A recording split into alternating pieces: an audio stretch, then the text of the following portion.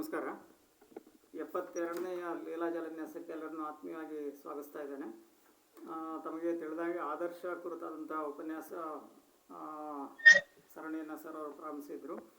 ಹಿಂದಿನ ಭಾಗದಲ್ಲಿ ಆದರ್ಶದ ಉಗಮ, ವಿಕಾಸ, ವಿಲಾಸ ಈ ಕುರಿತಾದಂತಹ ಅಥವಾ ಅದನ್ನ ಸಾಕಾರ, ಸೌಕರ್ಯ ಹಾಗೂ ವಿಕಾರ ಈ ಕುರಿತಾಗಿ ಚರ್ಚೆಯನ್ನು ನಡೆಸಿದರು. ಇವತ್ತು ಎರಡನೇ ಭಾಗವಾಗಿ ಆದರ್ಶ ಹಾಗೆ ಸಂಘರ್ಷ ಕೂಡ ಆಗತ್ತೆ. ಆದರ್ಶ ಮತ್ತು ಸಂಘರ್ಷ ಈ ಒಂದು ತಾಕಲಾಟ ಕೂಡ ಅದು ವಿಕಾಸದ ಅನಿವಾರ್ಯ ಭಾಗ ಅನ್ನೋ ಕುರಿತಾಗಿ ಸೂಚ್ಯವಾಗಿ ಸರ್ ಅವರು ಹೇಳಿದ್ದಾರೆ. ಅದನ್ನು ವಿಸ್ತೃತವಾಗಿ ವಿವರಿಸಲಿಕ್ಕಿದ್ದಾರೆ. ಎಲ್ಲರೂ ಕೂಡ ಆತ್ಮೀಯವಾಗಿ ಸ್ವಾಗತಿಸ್ತಾ ಸರ್ ಅವ್ರನ್ನು ಕೂಡ ಸ್ವಾಗತಿಸ್ತಾ ಸರ್ ಅವರು ಉಪನ್ಯಾಸ ಪ್ರಾರಂಭಿಸಬೇಕಾಗಿ ವಿನಿಸ್ತಾ ಇದ್ದೀನಿ. ದಯವಿಟ್ಟು ಎಲ್ಲರೂ ತಮ್ಮ ಆಡಿಯೋ ಮ್ಯೂಟ್ ಆಗಿರೋದನ್ನು ಎನ್ಶೂರ್ ಮಾಡ್ಕೊಳ್ಳಿ. ರಾಮಚಂದ್ರ ಮೂರ್ತಿ ಸರ್ ತಮ್ಮ ಆಡಿಯೋ ಆನ್ ಇದೆ, ದಯವಿಟ್ಟು ಒಮ್ಮೆ ಚೆಕ್ ಮಾಡ್ಕೊಳ್ಳಿ ಅಂತ ಹೇಳ್ತಾ, ಪ್ರಶ್ನೆಗಳಿದ್ದರೆ ಆಮೇಲೆ ಸರ್ ಅದಕ್ಕೆ ಟೈಮ್ ಕೊಡ್ತಾರೆ. ಕೊನೆಯಲ್ಲಿ ಈ ಕುರಿತಂಥ ಚರ್ಚೆಗೆ ತಮ್ಮ ಪ್ರತಿಕ್ರಿಯೆ ಹಾಗೂ ಪ್ರಶ್ನೆಗೆ ಸರ್ ಅವರು ಅವಕಾಶ ಕೊಡ್ತಾರೆ ಅಂತ ಹೇಳ್ತಾ ಮತ್ತೊಮ್ಮೆ ಎಲ್ಲರನ್ನೂ ಸ್ವಾಗತಿಸ ಸರ್ ಅವರು ಉಪನ್ಯಾಸ ಪ್ರಾರಂಭಿಸಬೇಕಾಗಿ ಕೇಳ್ತಾರೆ.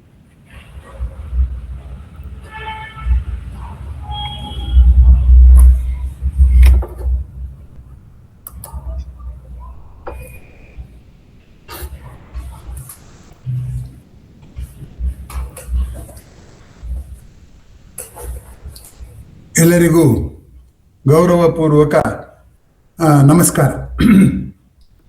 ಕಳೆದ ಬಾರಿ ಆದರ್ಶದ ಮೂಲಾಂಶಗಳನ್ನು ಹೇಳುವಾಗ ಒಂದು ವಿಶೇಷ ಹೇಳಿದೆ ನಾನು. ಏನಪ್ಪಾ ಅಂದರೆ, ಸಮಾಜದಲ್ಲಿ ಆದರ್ಶ ಹೊರಟೋಗ್ತಾ ಇದೆ, ಸೌಹಾರ್ದಯುತ ಸಂಬಂಧ ಇಲ್ಲ, ಆದರ್ಶ ಅಗತ್ಯ ಅಂತ ಹೇಳಿದೆ. ಹಾಗೇನೆ ಆದರ್ಶ ನಮಗೆ ನಾವು ಮಾಡ್ಕೋಬೇಕೇ ಹೊರತು ಇನ್ನೊಬ್ರಿಗೆ ಹೇಳಕ್ ಹೋದಾಗ ಅದು ಕಚ್ಚಾಟಕ್ಕೆ ದಾರಿ ಮಾಡಿಕೊಡುತ್ತೆ. ಅದರಿಂದ ಅದನ್ನ ಆಗದ ಹಾಗೆ ನೋಡ್ಕೋಬೇಕು ಅನ್ನೋವಂಥದ್ದನ್ನು ಹೇಳಿದೆ. ಅಂದ್ರೆ ಆದರ್ಶಕ್ಕೆ ಎರಡು ಮಗ್ಗಲುಗಳಿವೆ ಅಂತ ಆಯ್ತು. ಆದರೆ ಈಗ ಆ ಆದರ್ಶದ ಕುರಿತಂತೆ ವಿಸ್ತಾರವಾದಂತಹ ಆದರ್ಶದ ವಿಕಾಸವನ್ನು ಹೇಳ್ತಾ ವಿಶೇಷಗಳನ್ನು ಕೂಡ ಈ ಬಾರಿಯೂ ನಿಮ್ಮ ಕೋರಿಕೆಯ ಮೇರೆಗೆ ಹೇಳ್ತಾ ಇದ್ದೇನೆ. ತಾವೆಲ್ಲ ಭಾಗ ಒಂದನ್ನ ನೋಡ್ಕೊಂಡ್ ಬಂದಿದ್ದೀರಾ ಅಂತ ಭಾವಿಸ್ಕೊಂಡು ನನ್ನ ನಿರೂಪಣೆಯನ್ನ ಪ್ರಾರಂಭಿಸ್ತೇನೆ. ಆದರ್ಶ ನಾವು ಹುಟ್ಟುತ್ತಾ ಬಂದಿರೋ ಗುಣ ಅಲ್ಲ. ಅನೇಕ ಸಾರಿ ನಾವು ಯಾವ್ಯಾವುದನ್ನೋ ಹುಟ್ಟು ಗುಣ ಅಂತ ಕರಿತೀವಿ. ಆದರೆ ಯಾವ್ದು ಹುಟ್ಟು ಗುಣ ಅನ್ನುವಂಥದ್ದು ತುಂಬಾ ಕಷ್ಟ ಹೇಳೋದು. ಪ್ರಾಣಿಗಳಲ್ಲಿ ಹೇಳ್ಬೋದು, ಈಗ ಹಕ್ಕಿ ಗೂಡು ಕಟ್ಟೋದು ಹುಟ್ಟು ಗುಣ ಅಂತ ಹೇಳ್ಬೋದು. ಮನುಷ್ಯನಲ್ಲಿ ಹೇಳೋದು ಕಷ್ಟ. ಯಾಕೆಂದ್ರೆ ಅದು ಆನುವಂಶಿಕವಾಗಿ ಬಂದಿದೆಯೋ ಪರಿಸರದಿಂದ ಬಂದಿದೆಯೋ ಗೊತ್ತೇ ಆಗಲ್ಲ. ನನಗೆ ಗೊತ್ತಿರೋ ಹಾಗೆ ತುಂಬಾ ಖಚಿತವಾಗಿರುವಂತಹ ಹುಟ್ಟು ಗುಣ ಯಾವುದು ಅಂದ್ರೆ ಮನುಷ್ಯನಿಗೆ ಅಳುವುದು ಮತ್ತು ನಗುವುದು. ಈ ಎರಡು ಅವನು ಹುಟ್ಟಿನಿಂದಲೇ ಇರುತ್ತೆ ಅನ್ನುವಂಥದ್ದನ್ನು ಹೇಳ್ತಾರೆ. ಅದು ನಗು ಅಂತೂ ಮಾನವ ಶಿಶುವಿಗೆ ಮಾತ್ರ ಇರೋದು, ಬೇರೆ ಶಿಶುಗಳಿಗಿಲ್ಲ. ಅದಿರ್ಲಿ ಬಿಡಿ. ಈಗ ನಾವು ಬರೀ ಕೈಲಿ ಬಂದವರು, ಯಾವ ಆದರ್ಶನೂ ಇಟ್ಕೊಳ್ಳದೆ ಬಂದವರು ಸಮಾಜದಲ್ಲಿ ಬರೋದಕ್ಕೆ ಮುಂಚೆ ಮಕ್ಕಳಾಗಿದ್ದಾಗ ನಾವು ಎಲ್ಲವನ್ನು ಅನುಕರಣೆ ಮಾಡಿ ಕಲ್ತ್ಕೊಳ್ಳೋದಕ್ಕೆ ಹೋಗ್ತೀವಿ. ಆ ಕಲ್ತ್ಕೊಳ್ಳುವಾಗ ಸಹಜವಾಗೇನೆ ಮೊದಲ ಕಲಿಕೆ ಆದರ್ಶ ಅಲ್ಲ. ನಾವು ಎಲ್ಲರ ಹಾಗೆ ಆಗ್ಬೇಕು, ಎಲ್ಲರೂ ಮಾತಾಡ್ತಾರೆ, ನಾನು ಪ್ರಯತ್ನ ಪಡಬೇಕು, ತಪ್ಪಾದ್ರೂ ಪರವಾಗಿಲ್ಲ ಅಂತ ಅನ್ನೋ ಧೈರ್ಯದ ಮೇಲೆ ನಾವು ನಾವು ಸ್ವಾವಲಂಬಿಗಳಾಗೋದಕ್ಕೆ ಹೋಗ್ತೀವಿ. ಆ ಮಾತಾಡೋದು ಕಲ್ತ್ಕೊಂಡ್ಮೇಲೆ ಎಲ್ಲರನ್ನೂ ನೋಡ್ತಾ ಇರುವಾಗ ಕೆಲವು ಜನರ ವರ್ತನೆ ನಮ್ಗೆ ಇಷ್ಟ ಆಗುತ್ತೆ, ಅದನ್ನ ನಾವಾಗೆ ಕಲ್ತ್ಕೋತೀವಿ. ಇನ್ ಕೆಲವು ವರ್ತನೆಗಳನ್ನ ದೊಡ್ಡೋರು ಹೇಳ್ತಾರೆ, ಹೀಗೆ ಮಾಡಬಾರ್ದಪ್ಪ, ಹೀಗೆ ಮಾಡ್ಬೇಕು ಅಂತ ಹೇಳ್ತಾರೆ.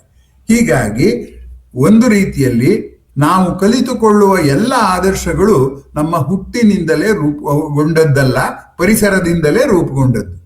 ಅದು ಪರಿಸರದಿಂದ ಹೇಗೆ ರೂಪುಗೊಳ್ತಾ ಹೋಗುತ್ತೆ ಅಂದ್ರೆ ಹಂತ ಹಂತವಾಗಿ ರೂಪುಗೊಳ್ತಾ ಹೋಗುತ್ತೆ. ಒಂದೇ ಸರಿಗೆ ಎಲ್ಲವನ್ನು ರೂಪುಗೊಳ್ಳೋದಿಲ್ಲ. ಈ ಅಂಶವನ್ನು ನಾವು ಗಮನಿಸಬೇಕು.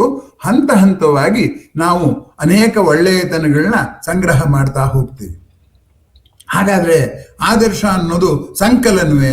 ಅಂದ್ರೆ ಒಂದಕ್ಕೊಂದು ಪೇರಿಸ್ತಾ ಹೋಗ್ತಾ ಇರೋದು, ಒಂದ್ರ ಮೇಲೆ ಒಂದೊಂದು ಹಾಳೆ ಪೇರಿಸಿದ ಹಾಗೆ ಆದರ್ಶಗಳು ಪೇರಿಸ್ಕೋತಾ ಹೋಗ್ತೀವಿ ಅಂದ್ರೆ ಇಲ್ಲ.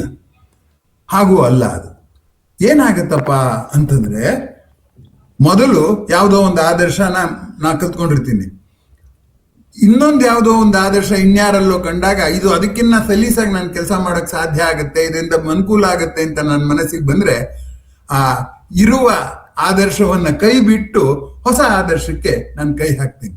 ಆದ್ದರಿಂದ ಒಂದು ರೀತಿಯಲ್ಲಿ ಅಡಿಷನ್ನು ಹೌದು, ಇನ್ನೊಂದು ರೀತಿಯಲ್ಲಿ ಸಬ್ಸ್ಟಿಟ್ಯೂಷನ್ ಹೌದು. Many of our ideals are substituted ideals too. ನಾವು ಒಂದ್ಸರಿ ಕಲ್ತ್ಕೊಂಡು ಅದನ್ನ ತಿದ್ದುಪಡಿ ಮಾಡ್ಕೊಂಡಿರುವಂಥದ್ದು ಅನ್ನುವಂಥದ್ದು. ತಿದ್ದುಪಡಿಯಿಂದಾಗೆಲ್ಲ ಜಗಳ ಶುರುವಾಗುತ್ತೆ. ಏಕೆ ಮೊದಲು ನನಗೆ ಶುರುವಾಗುತ್ತೆ, ನಾನು ಈಗ ಇನ್ನೂ ಕಲ್ತ್ಕೊಂಡಿದ್ದೀನಿ, ಅವ್ರು ಹಾಗೆ ನಡ್ಕೋತಾ ಇದ್ದಾರೆ, ನಮ್ಮಿಬ್ರಲ್ಲಿ ಯಾರು ಸರಿ, ಯಾವ್ದು ಒಳ್ಳೇದು, ಯಾವ್ದು ಅನುಕೂಲ ಅನ್ನೋ ಸಂಘರ್ಷ ಆಗುತ್ತೆ. ಆದ್ದರಿಂದ ಆದರ್ಶದ ಬೆಳವಣಿಗೆಯಲ್ಲಿಯೇ ಸಂಘರ್ಷದ ಅಂಶಗಳಿದೆ. ಅದರಿಂದ ಎಲ್ಲವೂ ಸಂಘರ್ಷ ಅಲ್ಲ, ಕೆಲವನ್ನೆಲ್ಲ ಪೇರಿಸ್ಕೋತೀನಿ, ಇನ್ ಕೆಲವನ್ನೆಲ್ಲ ಸೇರಿಸ್ಕೋತೀನಿ. ಆದ್ರೆ ಈ ಸೇರಿಸ್ಕೊಳ್ಳೋದು ಪೇರಿಸ್ಕೊಳ್ಳೋದು ಅಲ್ಲದೆ ಪಲ್ಲಟನಗೊಳಿಸ್ತೀನಲ್ಲ, ಈಗಾಗಲೇ ಇರುವಂತಹ ಒಂದು ಆದರ್ಶನ ಇನ್ನೊಂದು ಆದರ್ಶನ ತರಕ್ ಹೋಗ್ತೀನಲ್ಲ, ಆವಾಗ ಸಂಘರ್ಷ ಶುರುವಾಗುತ್ತೆ ಅನ್ನುವಂಥದ್ದು ಗಮನಿಸ್ಬೇಕಾದ್ರು. ಆದ್ದರಿಂದ ಇರುವುದನ್ನ ಸೇರಿಸುತ್ತಾ, ಇರುವುದನ್ನ ಕೈ ಬಿಟ್ಟು ಹೊಸದನ್ನ ಪೇರಿಸುತ್ತಾ ನನ್ನ ಬದುಕು ಸಾಗುತ್ತೆ ಅನ್ನೋದು ಗಮನಿಸಬೇಕಾದ್ದು. ಆದ್ದರಿಂದ ಇಲ್ಲಿ ಆದರ್ಶ ಬೆಳವಣಿಗೆಯಲ್ಲಿಯೇ ಸಂಘರ್ಷ ಇದೆ ಅಂತ ಈ ಮಾತುಗಳಿಂದ ತಮಗೆ ಸ್ಪಷ್ಟ ಆಯಿತು ಅಂತ ನಾನು ತಿಳ್ಕೊಂಡಿದ್ದೇನೆ. ಈಗ ಆದರ್ಶಗಳು ಅಷ್ಟೇ, ಆದರ್ಶದಲ್ಲಿ ಎರಡು ಭಾಗ ಇದೆ. ಒಟ್ಟಾರೆ ನಾವು ಸಾಮಾನ್ಯವಾಗಿ ಒಪ್ಪಿಕೊಳ್ಳುವಂತಹ ಒಂದು ಸಾಮಾನ್ಯ ನೀತಿಯಾಗಿ ಆದರ್ಶ ನೋಡ್ಬೋದು, ಅದನ್ನು ಜಾರಿಗೊಳಿಸೋ ಹಾಗೆ ಮಾಡ್ಬೋದು. ಇದನ್ನು ಹೀಗೆ ಹೇಳಿದ್ರೆ ಅರ್ಥ ಆಗಲ್ಲ, ಒಂದು ಉದಾಹರಣೆ ಕೊಟ್ಟು ನಾನು ನಿಮ್ಗೆ ಹೇಳಿದ್ರೆ ಸ್ಪಷ್ಟ ಆಗುತ್ತೆ ಅಂತ ನಾನು ತಿಳ್ಕೊಂಡಿದ್ದೀನಿ. ಈಗ ನೋಡಿ, ಹಿಂದೆ ರಸ್ತೆ ಇರ್ತಿತ್ತು, ರಸ್ತೆ ಮಗ್ಲಲ್ಲಿ ಏನು ಮರಗಳು ನೆಡ್ತಾ ಇದ್ರು. ಆ ಮರಗಳು ನೆಡ್ತಾ ಇರುವಾಗ ಯಾಕೆ ಮರಗಳು ನೆಡಿತಾ ಇದ್ರು? ಬಿಸಿಲಲ್ಲಿ ಬರುವಾಗ ಜನಗಳಿಗೆ ಆ ರಸ್ತೆಯಲ್ಲಿ ನೆರಳು ಬರುತ್ತೆ ಅಂತ. ಅಂದ್ರೆ ನನ್ನ ಆಸೆಯ ಜೊತೆಗೆ ಜಗತ್ತಿನ ಜನರ ಎಲ್ಲರ ಅನುಕೂಲದ ಸಲುವಾಗಿ ಕೂಡ ನಾನು ಮಾಡುವಂತಹ ಒಂದು ಕೆಲಸ ಇದೆಯಲ್ಲ, ಅದೇ ಆದರ್ಶ. ಹಾಗಾಗಿ ಜನರಿಗೆ ಅನುಕೂಲ ಮಾಡಬೇಕು ಅನ್ನುವಂಥದ್ದು ಆದರ್ಶ. ಆಗ ರಸ್ತೆಗಳ ಮಗ್ಲಲ್ಲಿ ಮರ ಇದ್ರೆ ಆ ಒಂದು ಮರದ ನೆರಳಿಂದ ಇನ್ನೊಂದು ಮರದ ನೆರಳು ಹೋಗ್ತಾ ನಡೆಯೋದು ಆಯಾಸ ಆಗಲ್ಲ ಅಂತ ಅದು ಒಂದು ಆದರ್ಶವಾಗಿತ್ತು. ಆದ್ರೆ ಇವತ್ತು ಅದೇ ಆದರ್ಶನ ನಾವು ಜಾರಿಗೊಳಿಸಕ್ಕಾಗಲ್ಲ. ಯಾಕೆಂದ್ರೆ ವಿದ್ಯುತ್ ತಂತಿಯ ಸಮಸ್ಯೆ ಇದೆ, ವಾಹನಗಳಿರೋದ್ರಿಂದ ರೋಡು ಅಗಲ ಮಾಡುವಂತಹ ಸಮಸ್ಯೆ ಇದೆ. ಸಾಲು ಮರದ ತಿಮ್ಮಕ್ಕ ಹಾಕಿದ್ದ ಮರದ ಸಾಲುಗಳನ್ನ ಅಲ್ಲಿ ರಸ್ತೆ ಅಗಲ ಮಾಡಕ್ಕೆಲ್ಲ ಕಡಿಯಬೇಕಾಗಿ ಬಂತು.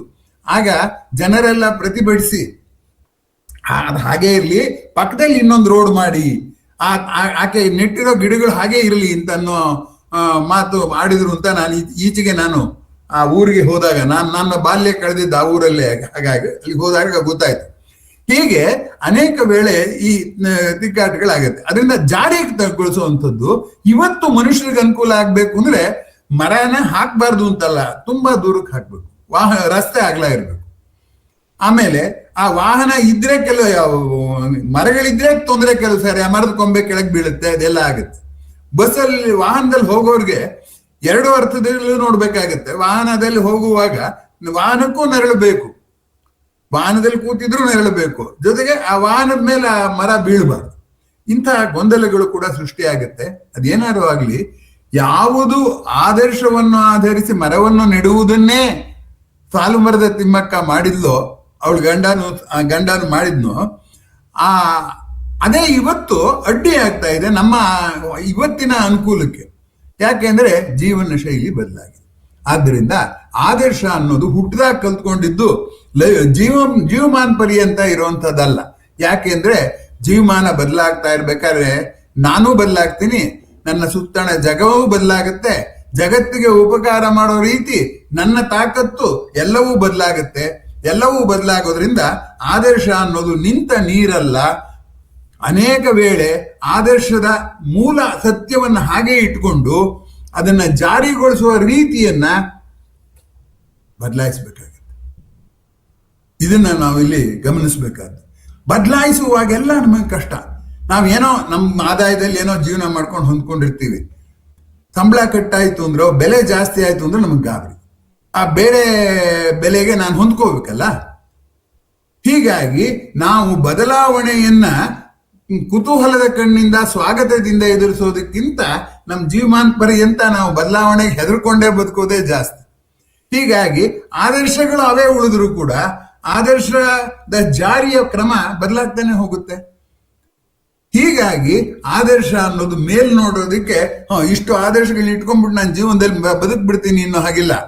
ಒಂದೇ ಆದರ್ಶವನ್ನ ಜಾರಿಗೊಳಿಸುವಂಥದ್ದು ಕಾಲಕ್ರಮೇಣ ಕಾಲ ಕಳೆದಂತಾಗೆಲ್ಲ ಬದಲಾವಣೆ ಆಗುತ್ತೆ. ಒಂದು ರೀತಿಯಲ್ಲಿ ಭಗವದ್ಗೀತೆ ಪ್ರಾರಂಭವಾದದ್ದೇ ಈ ಆದರ್ಶದ ಸಂಘರ್ಷದಿಂದ ಅಂತ ನಾನು ಹೇಳೋದಕ್ಕೆ ಇಷ್ಟಪಡ್ತೇನೆ. ಯಾಕೆ ಹೇಳಿ, ಅರ್ಜುನ ಏನ್ ಮಾಡಿದ? ಅವನು ಇದುವರೆಗೂ ಬೇಕಾದಷ್ಟು ಯುದ್ಧ ಮಾಡಿದ್ದ. ಅವನ್ಗೆ ಅವಾಗ್ಲೂ ಗೊತ್ತಾಗ್ಲಿಲ್ವೋ ಯುದ್ಧ ಮಾಡಿದಾಗ ಸತ್ತರೆ ಅವನ ಹೆಂಡತಿರು ವಿಧವೆಯರಾಗ್ತಾರೆ, ವಿಧವೆಯರಾದವರೆಲ್ಲ ನಡತೆಗೆಡ್ತಾರೆ, ಅವಾಗ ವರ್ಣಸಂಕರ ಆಗುತ್ತೆ, ಸಮಾಜ ಹಾಳಾಗಿ ಹೋಗುತ್ತೆ ಅನ್ನೋ ಆದರ್ಶ ಆವಾಗಿರ್ಲಿಲ್ವ ಯುದ್ಧ ಮಾಡುವಾಗ? ಇವಾಗ ಯುದ್ಧ ಮಾಡುವಾಗ ಯಾಕೆ ಬಂತು? ಅವ್ರ ತಾತ ಆಗೋ ಹೊತ್ತಿಗೆ ಬಂತ? ಬೇರೆಯವ್ರ ತಾತ ಸತ್ತಿರೋದು ಪರವಾಗಿಲ್ವಾ? ಇವ್ರು ಗುರುಗಳು ಸಾಯ್ಕೊಡುದು, ಬೇರೆಯವ್ರ ಗುರುಗಳು ಸಾಯ್ಬೋದು? ಈ ಪ್ರಶ್ನೆಗಳನ್ನೆಲ್ಲ ಹಾಕ್ಬೇಕಾಗತ್ತೆ. ಹಾಗಾಗಿ ಅರ್ಜುನನ ಬೇಡಿಕೆಯಲ್ಲಿ ಪೂರ್ಣ ಆದರ್ಶ ಇದೆ. ಯಾಕೆಂದ್ರೆ ತಪ್ಪೆ, ನನ್ನ ತಾತನ ನಾನು ಸಾಯಿಸೋದು ಹೇಗೆ? ನನ್ನನ್ನು ಸಾಯಿಸೋದು ಹೇಳ್ಕೊಟ್ಟವ್ರನ್ನೇ ಸಾಯಿಸೋದು ಹೇಗೆ? ಬಿಲ್ ಗುರುಗಳು ಅಂದ್ರೆ ಏನರ್ಥ? ಬಿಲ್ ವಿದ್ಯೆ ಹೇಳ್ಕೊಡೋ ಗುರು ಅಂದ್ರೆ ಏನರ್ಥ? ಎಂಥ ಸಂಘರ್ಷ ನೋಡಿ, ಆದರ್ಶದ ಸಂಘರ್ಷ ಹೆಂಗಿದೆ ಇಲ್ಲಿ. ಹಾಗಾಗಿ ಅವನು ಆದರ್ಶಕ್ಕೆ ಅರ್ಜುನ ಶರಣಾದ, ಅದರಿಂದ ವಿಷಾದ ಶುರುವಾಯಿತು. ಆದರ್ಶದಲ್ಲಿ ಆಗುವ ವಿಷಾದವೂ ಪಾವನವಾದದ್ದು ಅಂತ ಭಗವದ್ಗೀತೆ ಹೇಳುತ್ತೆ. ಯಾಕೆ ಅಂದ್ರೆ ಅದನ್ನ ವಿಷಾದ ಯೋಗ ಅಂತ ಕರೆಯುತ್ತೆ. ಹೀಗಾಗಿ ಅರ್ಜುನ ಹೇಳಿದ್ರಲ್ಲಿ ಸುಳ್ಳಿಲ್ಲ. ಆದರೆ ಒಂದು ಕ್ರಿಯೆಯನ್ನ ಎಷ್ಟು ರೀತಿಯಲ್ಲಿ ನೋಡ್ಬೇಕಾಗತ್ತೆ. ಅವ್ರು ಸಾಯ್ತಾರೆ, ನಾನು ಸಾಯಿಸಬಾರ್ದು ಅನ್ನೋದು ಸರಿಯೇ. ಆದ್ರೆ ಸಂದರ್ಭ ಹೇಗೆ ಬಂದಿದೆ? ಸಾಯ್ತೀನಿ ಅಂತ ಅವ್ರು ಬಂದು ನಿಂತಿದಾರಲ್ಲ, ಅವ್ರು ಸರಿಯೋ? ಈ ಸರಿ ತಪ್ಪುಗಳ ಅಳತೆ ಮಾಡಕ್ ಹೋದ್ರೆ ಕೊನೆಯೂ ಇಲ್ಲ, ಮೊದಲೂ ಇಲ್ಲ. ಆದ್ದರಿಂದ ಆ ಪ್ರಶ್ನೆ ತುಂಬಾ ಪ್ರಸಕ್ತವಾಗಿ ಆದರ್ಶವನ್ನು ಕುರಿತು ಹಾಕಿರುವಂತ ಪ್ರಶ್ನೆ. ಕೃಷ್ಣ ಉತ್ತರ ಹೇಳಿದ್ದು ಕೂಡ ಆದರ್ಶವನ್ನೇ ಆಧರಿಸಿ. ಅವನು ಹೇಳ್ದ, ನೀನ್ ಸಾಯಿಸದೇ ಇದ್ರು ಅವ್ರು ಸಾಯ್ತಾರೆ. ಇದು ನಿನಗೆ ಯುದ್ಧಕ್ಕೆ ಬಂದು ನಿಂತ್ಕೊಂಡಾಗ ಹೊರಟು ವಿಷಮೇ ಸಮುಪಸ್ಥಿತಂ ಯಾಕಾಯ್ತು? ಮುಂಚೆನೆ ಆಗ್ಬೇಕಾಗಿತ್ತು ಅನ್ನೋವಂಥದ್ದನ್ನು ಹೇಳ್ತಾನೆ. ಅದೆಲ್ಲ ಹೇಳ್ಬಿಟ್ಟು ಕೊನೆಗೆ ಹೇಳ್ತಾನೆ, ನಾವು ಆದರ್ಶ ಇದು ವ್ಯಕ್ತಿಗತವಾದ ಆದರ್ಶ, ಸಮುದಾಯದ ಮುಸುಕು ಹಾಕಿಕೊಂಡು ಹೇಳ್ತಾ ಇದೀಯ ನೀನು, ಸಮುದಾಯಕ್ಕೆಲ್ಲ ಅನ್ಯಾಯ ಆಗತ್ತೆ ಅಂತ. ಆದ್ರೆ ಇನ್ನೂ ಒಂದು ಆದರ್ಶ ಇದೆ. ಏನಪ್ಪಾ ಅಂತಂದ್ರೆ ವೃತ್ತಿಪರವಾದ ಆದರ್ಶ. ನಿನ್ನ ವೃತ್ತಿ ಹೋರಾಡಿ ಗೆಲ್ಲೋ ಅಂಥದ್ದು. ನೀನೀಗ ನಮ್ಮ ತಾತನ್ನ, ನಮ್ಮ ಗುರುಗಳನ್ನ ಸಾಯಿಸಕ್ಕಾಗಲ್ಲ ಅಂತ ಹೆದರ್ಕೊಂಡು ಹೋದ್ರೆ ಜನ ಏನಂತಾರೆ ಹೇಳಿ? ನಿನ್ನ ಹೇಳಿ ಅಂತಾರೆ. ತಾತನ್ ಉಳಿಸ್ದ ಬಿಡು, ಅವ್ನಿಗೆ ಎಷ್ಟು ಪ್ರೀತಿ ಇದೆ ತಾತನ ಮೇಲೆ ಅಂತ ಯಾರು ಅನ್ನೋದಿಲ್ಲ. ಹಾಗಂತ ಹೇಳ್ತಾನೆ ಕೃಷ್ಣ. ಆದ್ರಿಂದ ಮುಂದೆ ಹೆಜ್ಜೆ ಇಟ್ಟದ್ದನ್ನ ಹಿಂದೆ ಕೇಳಕ್ ಬರೋದಿಲ್ಲ. ಗಡಿಯಾರನೇನೋ ಹಿಂದಕ್ಕೆ ತಿರುಗಿಸ್ಬಿಡ್ಬೋದು, ಆದ್ರೆ ನಾವು ತೆಗೆದುಕೊಂಡು ನಿರ್ಧಾರನ ಹಿಂದಕ್ಕೆ ತಿರುಗಿಸಕ್ಕಾಗೋದಿಲ್ಲ. ಕೈ ಬಳೆ ಹಾಕೊಂಡ್ಬಿಡ್ಬೋದು, ಕೊಡವಿದ್ರೆ ಬೆಳೆ ಕೆಳಗೆ ಬೀಳೋದಿಲ್ಲ ಅದು. ಹಾಗಾಗಿ ನಿನ್ನ ಆದರ್ಶ ಅದಲ್ಲ, ನಿನ್ನ ಕ್ಷತ್ರಿಯನ ಆದರ್ಶ. ಆ ಆದರ್ಶದಲ್ಲಿ ಏನು ಬರುತ್ತೋ ಅದನ್ನು ಅನುಭವಿಸು. ಕ್ಷತ್ರಿಯ ಸ್ವಧರ್ಮೇ ನಿಧನ ಶ್ರೇಯ ಅಂತ ಹೇಳ್ತಾನೆ ಕೃಷ್ಣ. ನಿನ್ನ ಧರ್ಮಕ್ಕೋಸ್ಕರ ನಿನ್ ಸತ್ರು ಅದು ಆದರ್ಶವೇ ಅಂತ. ಇವಾಗ ಅದು ನಮ್ಗೇನ್ ಅನ್ಸತ್ತೆ? ಕೃಷ್ಣ ಅದೇನೇನೋ ಹೇಳ್ಬಿಟ್ಟು ಕ್ರೌರ್ಯ ಹೇಳ್ಕೊಟ್ಟ ಅಂತ. ಯಾಕೆ? ಇಲ್ಲಿ ಏನ್ ಸಂಘರ್ಷ ಆಗ್ತಾ ಇದೆ? ಆದರ್ಶ ಅಂದ್ರೆ ವ್ಯಕ್ತಿಯಾಗಿ ಒಂದು ಆದರ್ಶ ಕಂಡು ಬರುತ್ತೆ, ಸಮಾಜದ ಹಿತವಾಗಿ ಇನ್ನೊಂದು ಆದರ್ಶ ಕಂಡು ಬರುತ್ತೆ. ಇನ್ನೊಬ್ಬ ಆದರ್ಶ ಬಿಟ್ಟು ನಡ್ಕೋತಾ ಇದ್ದಾನೆ. ಒಂದು ಮೇಲೆ ಏನಾಯ್ತು? ಆದರ್ಶದ ಹೆಸರೆತ್ತಿದ್ರೆ ಸಾಕು ಸಂಘರ್ಷ ಶುರುವಾಗಿದೆ. 3 ತರ ಸಂಘರ್ಷ ಹೇಳ್ಬೋದು. ಆದರ್ಶಕ್ಕೂ ಸಂಘರ್ಷ ಆಗ್ಬೋದು. ವ್ಯಕ್ತಿಗತ ಆದರ್ಶ ಹೇಗೆ, ಮತ್ತೆ ಸಮುದಾಯದ ಆದರ್ಶ ಹೇಗೆ. ಒಬ್ಬ ವ್ಯಕ್ತಿಯನ್ನೇ ಮಾಡ್ಬೇಕಾದ್ರೆ 2 ಜವಾಬ್ದಾರಿ ಇದೆ. ಅವನ ಹೆಂಡತಿನೂ ನೋಡ್ಕೋಬೇಕು, ಕುಟುಂಬನೂ ನೋಡ್ಬೇಕು, ಸ್ಕೂಲಲ್ಲಿ ಪಾಠನೂ ಮಾಡ್ಬೇಕು. ಯಾವುದನ್ನ ಕೈ ಬಿಡ್ತಾನೆ ಅವನು? ಇವುಗಳಲ್ಲಿ ಯಾವುದಕ್ಕೆ ಪ್ರಯಾರಿಟಿ ಡಿಸೈಡ್ ಮಾಡೋದು ಹೇಗೆ? ಹೀಗಾಗಿ ಆದರ್ಶವೇ ಇಲ್ಲಿ ಇರೋನಿಗೆ ಆ ತಾಪತ್ರಯ ಇವೆಲ್ಲ ಏನ್ ಬೇಕೋ ಮಾಡ್ಕೊಂಡು ಹಾಯಾಗಿರುತ್ತೆ. ಹಾಗೂ ಇರಕ್ಕಾಗಲ್ಲ. ಯಾಕೆಂದ್ರೆ ಮನುಷ್ಯನಿಗೆ ಆದರ್ಶನು ಅವನು ಬೇಕೋ ಬೇಡೋ ಕಲ್ತ್ಕೊಂಡ್ಬಿಟ್ಟಿದ್ದಾನೆ. ಬರೇ ನನ್ನ ದೃಷ್ಟಿಯಿಂದ ನೋಡೋದಲ್ಲ ಜೀವನ, ಎಲ್ಲರ ದೃಷ್ಟಿಯಿಂದ ನೋಡ್ಬೇಕು ಅನ್ನೋದು ಗೊತ್ತಿದೆ. ಹೀಗಾಗಿ ಅದಕ್ಕೆ ಹೇಳಿದ್ದು ಆದರ್ಶದ ಸಂಘರ್ಷ ಅನಿವಾರ್ಯ ಅಂತ.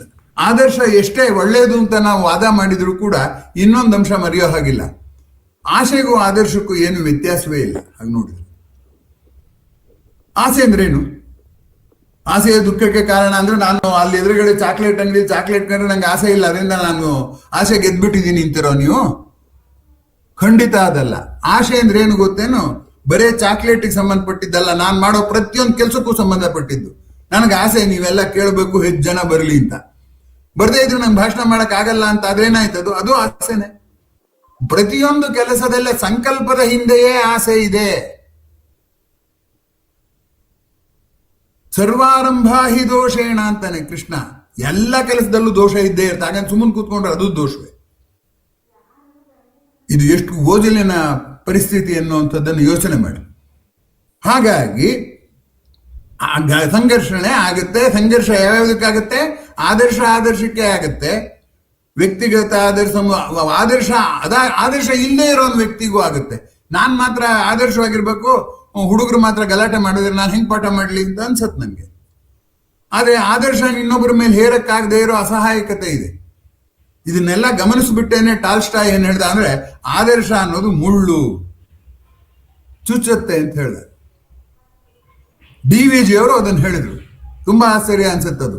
DVG ಎಷ್ಟು ಸಂಪ್ರದಾಯಸ್ಥರು ಅಂತ ನಿಮಗೆ ಗೊತ್ತು, ಬರವಣಿಗೆ ಎಲ್ಲ ಹೋದ್ರು. ಅವ್ರು ಹೇಳ್ತಾರೆ, ಸರಿಯಾಯಿತಿದು ಸರಿಯಾಗಲಿಲ್ಲ ಅದು ಎನ್ನುತ್ತ ಹರಡಿಕೊಳ್ಳಲು ಬೇಡ, ಮುಳ್ಳನು ಹಾಸಿಗೆಯ ಮೇಲೆ ಕೊರೆಯಾದೊಡೇನೊಂದು ನೆರೆದೊಡೇನಿನ್ನೊಂದು ಒರಟು ಕೆಲಸವ ಬದುಕು ಮಂಕುತಿಮ್ಮ ಅಂತ ಹೇಳ್ತಾರೆ. ಅದರಿಂದ ತುಂಬಾ ಸರಿಯಾಗಿ ಎಲ್ಲವೂ ಪರ್ಫೆಕ್ಟ್ ಆಗಿ ಆಗ್ಬೇಕು ಅಂತಂದ್ರೆ ಅದಾಗೋದಿಲ್ಲ ಅಂತ ಹೇಳ್ತಾರೆ. ಅವರೇ ಹೇಳ್ತಾರೆ, ತಪ್ಪಿನಿತು ಸೈರಿಸದ ಅಪ್ಪಟದ ಗುಣಶಾಲಿ ಕಪ್ಪು ಕಂಡು ಕನಲ್ವ ಗುಲಗಂಜಿ ಉಪ್ಪೋ ಸಪ್ಪೆಯೋ ನಿನ್ನ ಮೈ ಬೆವರು ನೆಕ್ಕಿ ತಿಳಿ ಒಪ್ಪಿಹೇಯ ನೀನ ಜನ ಮಂಕುತಿಮ್ಮ. ನೀನ್ ಸೃಷ್ಟಿ ಮಾಡಿದಲ್ಲ ಬ್ರಹ್ಮ, ಅವನ ಆದರ್ಶವಾಗಿದ್ದಾನ? ಅವನ್ ಯಾಕೆ ಮೈ ಬೆವರು ಸುಗಂಧ ಬೆವರು ಮಾಡ್ಬೋದಾಗಿತ್ತಲ್ಲ? ಕೆಲವು ಪ್ರಾಣಿಗಳಿಗೆ ಮಾಡಿದಾನಲ್ಲ. ಹಿಂಗೆಲ್ಲ ಮಾತುಗಳು ಬರುತ್ತೆ. ಆದ್ರಿಂದ ಆದರ್ಶ ನಮ್ಗೆ ದಾರಿ ದೀಪವೇ ಆಗ್ಬೇಕೆ ಹೊತ್ತು ಬರೆ ಹಾಕುವ ಸಲಾಕೆ ಆಗ್ಬಾರ್ದು. ಆಗುವ ಅಪಾಯ ಇದೆ. ಅದರಿಂದಲೇ ಆದರ್ಶದ ಬಗ್ಗೆ ನಾವು ಎಷ್ಟು ಚರ್ಚೆ ಮಾಡಿದ್ರು ಇನ್ನೊಂದು ಸ್ವಲ್ಪ ಮಾಡೋಣ ಅಂತ ಅನ್ಸುತ್ತೆ. ಕಳೆದ ಬಾರಿ ನಂಗೆ ತುಂಬಾ ಆಶ್ಚರ್ಯ ಆಯ್ತು. ಏನು ಅಂತಂದ್ರೆ, ನೀವು ಆದರ್ಶದ ಇನ್ನೊಂದು ಸಂಚಿಕೆ ಮಾಡಿ ಅಂತ. ಮೊದಲನೇ ಸಂಚಿಕೆನೂ ನಂಗೆ ತುಂಬಾ ಆಶ್ಚರ್ಯ ಅನ್ನೋ ಹಾಗೆ 50ಕ್ಕೂ ಮೀರಿ ಜನ ನೋಡಿದ್ದಾರೆ. ಅಂದ್ರೆ ಏನಾಗುತ್ತೆ, ಈ ಗೊಂದಲ ಎಲ್ರಿಗೂ ಇದೆ. ಆಮೇಲೆ ಸಂಘರ್ಷ ಕೆಟ್ಟದ್ದೇ ಅಂತ ನೆಕ್ಸ್ಟ್ ಮುಂದಿನ ಪ್ರಶ್ನೆ ನಾನು ಹಾಕೋದಕ್ಕೆ ಇಷ್ಟಪಡ್ತೇನೆ. ಸಂಘರ್ಷ ಕೆಟ್ಟದ್ದೇ. ಅರ್ಜುನಿಗೆ ಆ ಸಂಘರ್ಷದಿಂದ ಭಗವದ್ಗೀತೆ ಬಂತು. ಸಂಘರ್ಷ ಆಗ್ಬೇಕು. ಸಂಘರ್ಷ ವಿಷಾದದಿಂದಲೇನೆ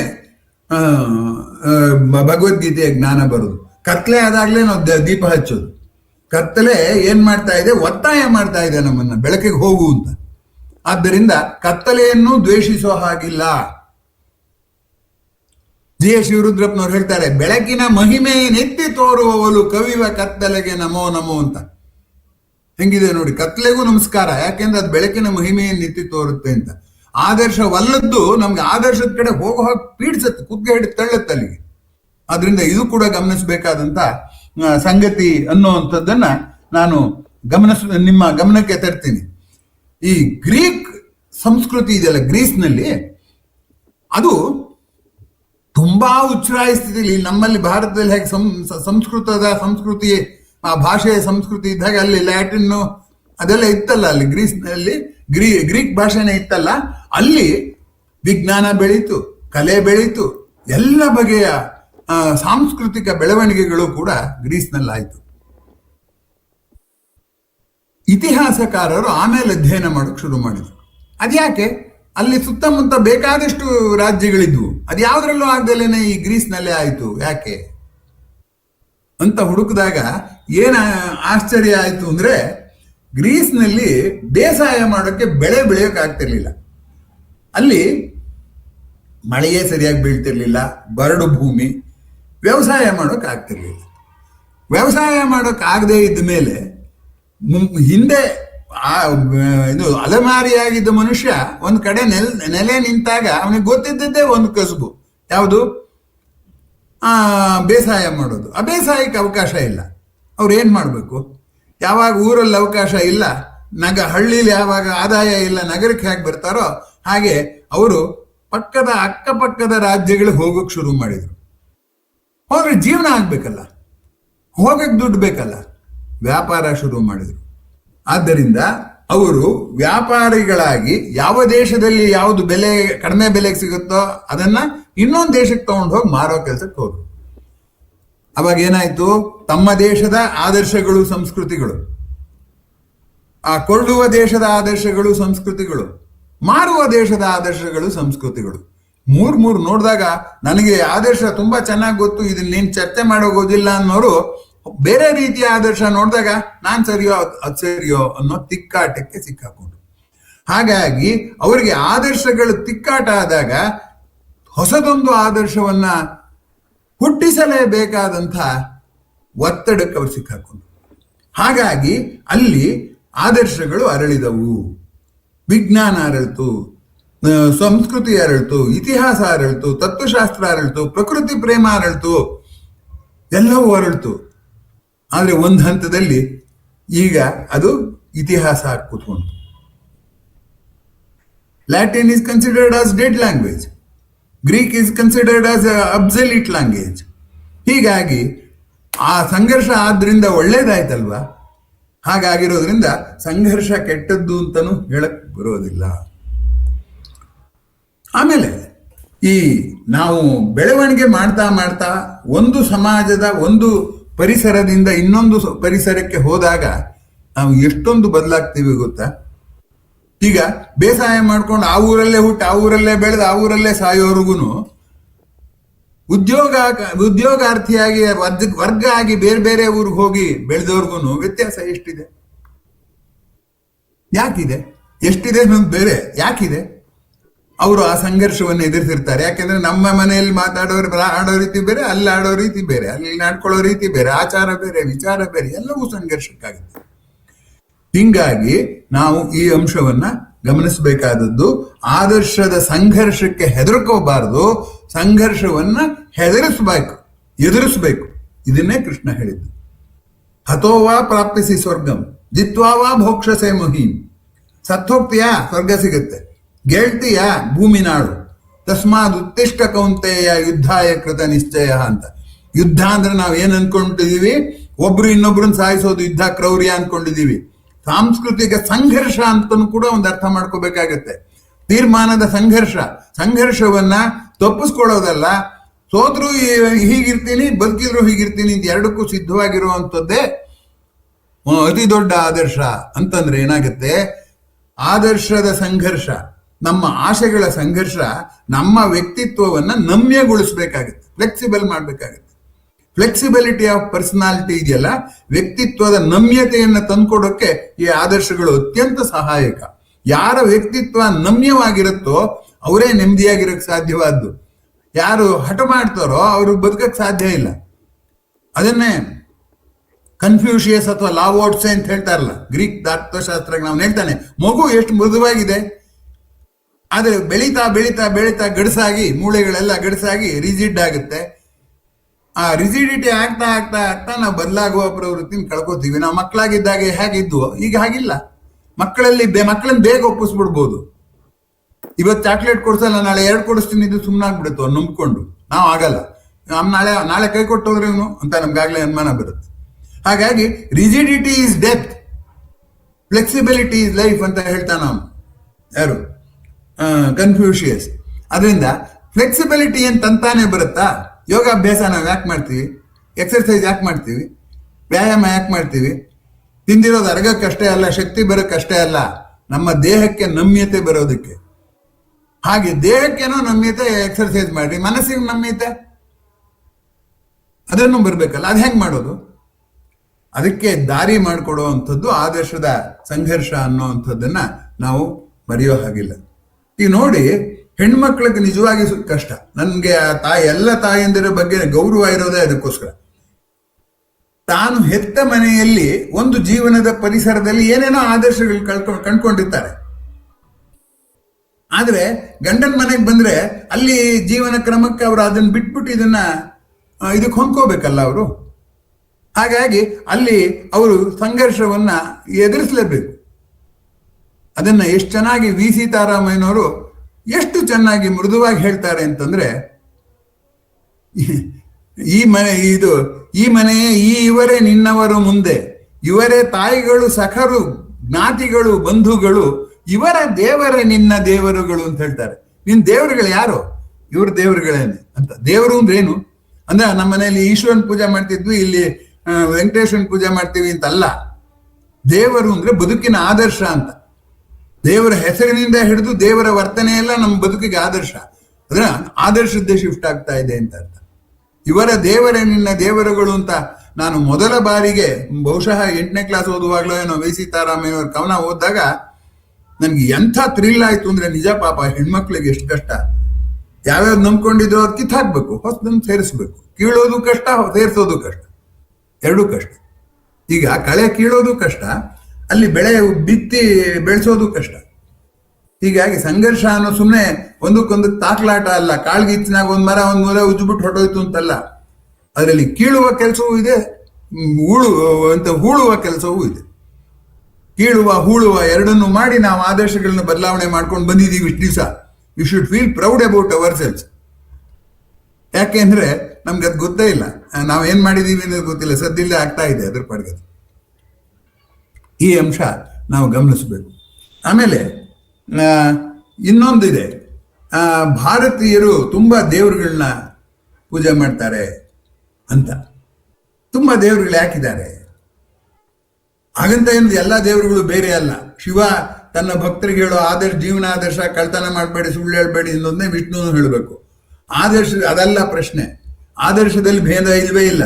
ಆದ್ರೂ ದೇವರುಗಳು ಯಾಕೆ ಬೇಕು ಅಂದ್ರೆ, ನಮ್ಮ ಬದುಕು ನಡೀತಾ ಇರೋದೇ ಎರಡರ ಮೇಲೆ, ಆಶೆ ಮತ್ತು ಭಯದ ಮೇಲೆ. ನಮ್ಮ ಆಶೆಯನ್ನು ನಾವು ನಿಯಂತ್ರಿಸಬೇಕಾಗತ್ತಲ್ಲ. ನನಗೆ 100 ಆಸೆ, ಅದಕ್ಕೆ 100 ದೇವರುಗಳು ಸೃಷ್ಟಿ ಮಾಡ್ಕೊತೀನಿ. ನಂಗೆ 100 ಭಯ, ಅದಕ್ಕೋಸ್ಕರ 100 ದೇವ್ರನ್ನ ಸೃಷ್ಟಿ ಮಾಡ್ಕೊತೀನಿ.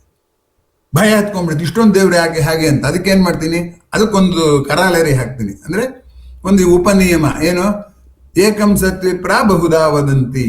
ಒಬ್ಬನೇ ದೇವ್ರು ಇರೋದು, ಆದ್ರೆ ಸುಮ್ಮನೆ ಬೇರೆ ಬೇರೆ ಹೆಸರಲ್ಲಿ ಕರಿತೀವಿ ಅಂತ. ಅದೇನಾದ್ರೂ ಇರ್ಲಿ ಆತ್ಮೀಯರೇ, ಸಂಘರ್ಷದ ನಾನಾತ್ವ ಯಾಕಿದೆ? ಆದರ್ಶದ ನಾನಾತ್ವ ಇರೋದ್ರಿಂದ ಇದೆ. ಆದರ್ಶದ ನಾನಾತ್ವ ಯಾಕಿದೆ? ಆಶಯ ಭಯಗಳ ನಾನಾತ್ವದಿಂದ ಇದೆ. ಈಗ ನಾನು ನಿಮ್ಮೊಂದಿಗೆ ಯಾರೊಂದಿಗೆ ಮಾತನಾಡಿದ್ರು, ನಾವಿಬ್ರು ಮಾತನಾಡುವಾಗ ನಾವು ವಿನಿಮಯ ಮಾಡ್ಕೊಳ್ಳೋದು ಬೇರೆ ಪದಗಳು ಹೇಳ್ತೀವಿ. ವಿನಿಮಯ ಮಾಡ್ಕೊಳ್ಳೋದು ನಮ್ಮ ಭಯ ನಮ್ಮ ಆಸೆನೆ. ನಮ್ಮ ಭಯ ನಮ್ಮ ಆಸೆ ನಿಮ್ಮ ಹತ್ರ ಹೇಳ್ಕೊತೀರಿ, ನಿಮ್ಮ ಭಯ ನಿಮ್ಮ ಆಸೆ ನನ್ನ ಹತ್ರ ಹೇಳ್ಕೊತೀರ. ಅದೇ ಆಗ್ತಾ ಇರೋದು ವಿನಿಮಯ. ಆ ಭಯ ಆಸೆಯಲ್ಲಿಯೇ ಆದರ್ಶ ಹುಟ್ಟತ್ತೆ. ಇದು ನಾನು ಒತ್ತಿ ಹೇಳಬೇಕಾದಂಥ ತತ್ವ. ಭಯ ಆದರ್ಶ, ಆ ಭಯ ಆಸೆ ಸಂಘರ್ಷಗಳಿಲ್ಲದೆ ಯಾವ ಆದರ್ಶನು ಹುಟ್ಕೊಳ್ಳೋದಿಲ್ಲ. ನಾನು ಯಾರ ಮಾತು ಕೇಳೋದು ಬಿಡು, ನನ್ನಿಷ್ಟಂಗಿರ್ತೀನಿ. ಈ ನಡುವೆ ಇಂಡಿವಿಜುವಲಿಸಮ್ ತುಂಬಾ ಜಾಸ್ತಿ. ಅಂದ್ರೆ ನಾನು ವೈಯಕ್ತಿಕವಾಗಿರೋ ಒಂದು ಇದೀನಿ ಅನ್ನೋಂಥ ಅಹಂಕಾರ ನಮ್ಗೆಲ್ಲ ತುಂಬಾ ಜಾಸ್ತಿ ಇದೆ. ಇವತ್ತಿನ ಸಮಾಜ ಆಗಿದೆ. ಅದಕ್ಕೆ ನಾನು ಯಾರನ್ನೂ ದೂರ್ತಾ ಇಲ್ಲ. ಪ್ರಶ್ನೆ ಬೇರೆ. ಏನಪ್ಪ ಪ್ರಶ್ನೆ ಅಂತಂದ್ರೆ, ಈ ಆದರ್ಶ ಇದೆಯಲ್ಲ ಇಂಥದ್ದು ಅಂದ್ರೆ ವೈಯಕ್ತಿಕತೆ ಹೇಳ್ತೀವಲ್ಲ, ಎಲ್ಲಿದೆ ನನ್ನದು ಅನ್ನೋದು? ಎಲ್ಲಿದೆ? ನನ್ನೊಳಗೆ ಎಷ್ಟು ಜನ ಕೂತು ಕೆಲಸ ಮಾಡಿಸ್ತಿದ್ದಾರೆ ನನ್ನ ಕೈಲಿ. ಮಂಕುತಿಮ್ಮನ ಕಗ್ಗದ 338ನೇ ಪದ್ಯ ತುಂಬಾ ಆಶ್ಚರ್ಯ ಹುಟ್ಟಿಸೋ ಹಾಗೆ ಇದೆ. ಆ 338ನೇ ಪದ್ಯ ಏನ್ ಹೇಳುತ್ತೆ ಅನ್ನೋದು ನೋಡೋಣ.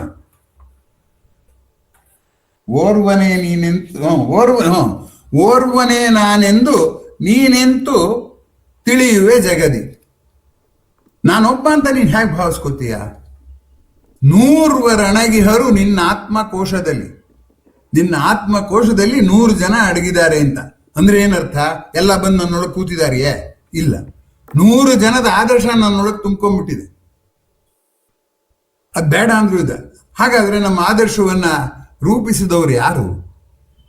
ಪಟ್ಟಿ ಹೇಳ್ತಾರ ಅವರು. ನೀವೇನ್ ಕಷ್ಟಪಡೋಗೋದಿಲ್ಲ.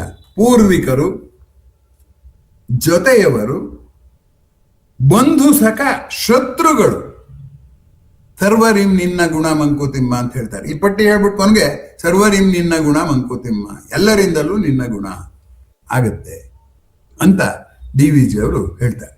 ಅದರಿಂದ ಈಗ ಇದನ್ನ ಸ್ವಲ್ಪ ವಿಸ್ತಾರ ಮಾಡೋಣ. ಸ್ನೇಹಿತರು ಅವರಿಂದ ನಾವು ಕಲ್ತ್ಕೋತೀವಿ.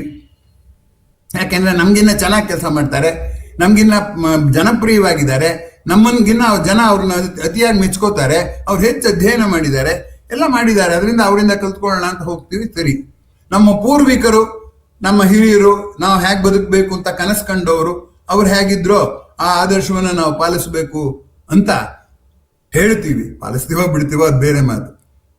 ನಾವು ಪಾಲಿಸೋದು ಬರೇ ರಿಚುವಲ್ಸ್ ಅಂದ್ರೆ ಆಚರಣೆಗಳನ್ನೇ ಹೊರತು, ಅಪ್ಪನ ತಿಥಿ ಮಾಡೋದಕ್ಕೆ ಖರ್ಚು ಮಾಡ್ತಾರೆ ಹೊರತು ಅಪ್ಪ ಹೀಗಿದ್ದ, ಹೀಗೆ ಕ್ರೈಸಿಸ್ ಮ್ಯಾನೇಜ್ ಮಾಡ್ತಿದ್ದ, ನಾನ್ ಮಾಡ್ಬೇಕು ಅಂತ ಜ್ಞಾಪಿಸ್ಕೊಳ್ಳೋರು ಕಡಿಮೆನೆ.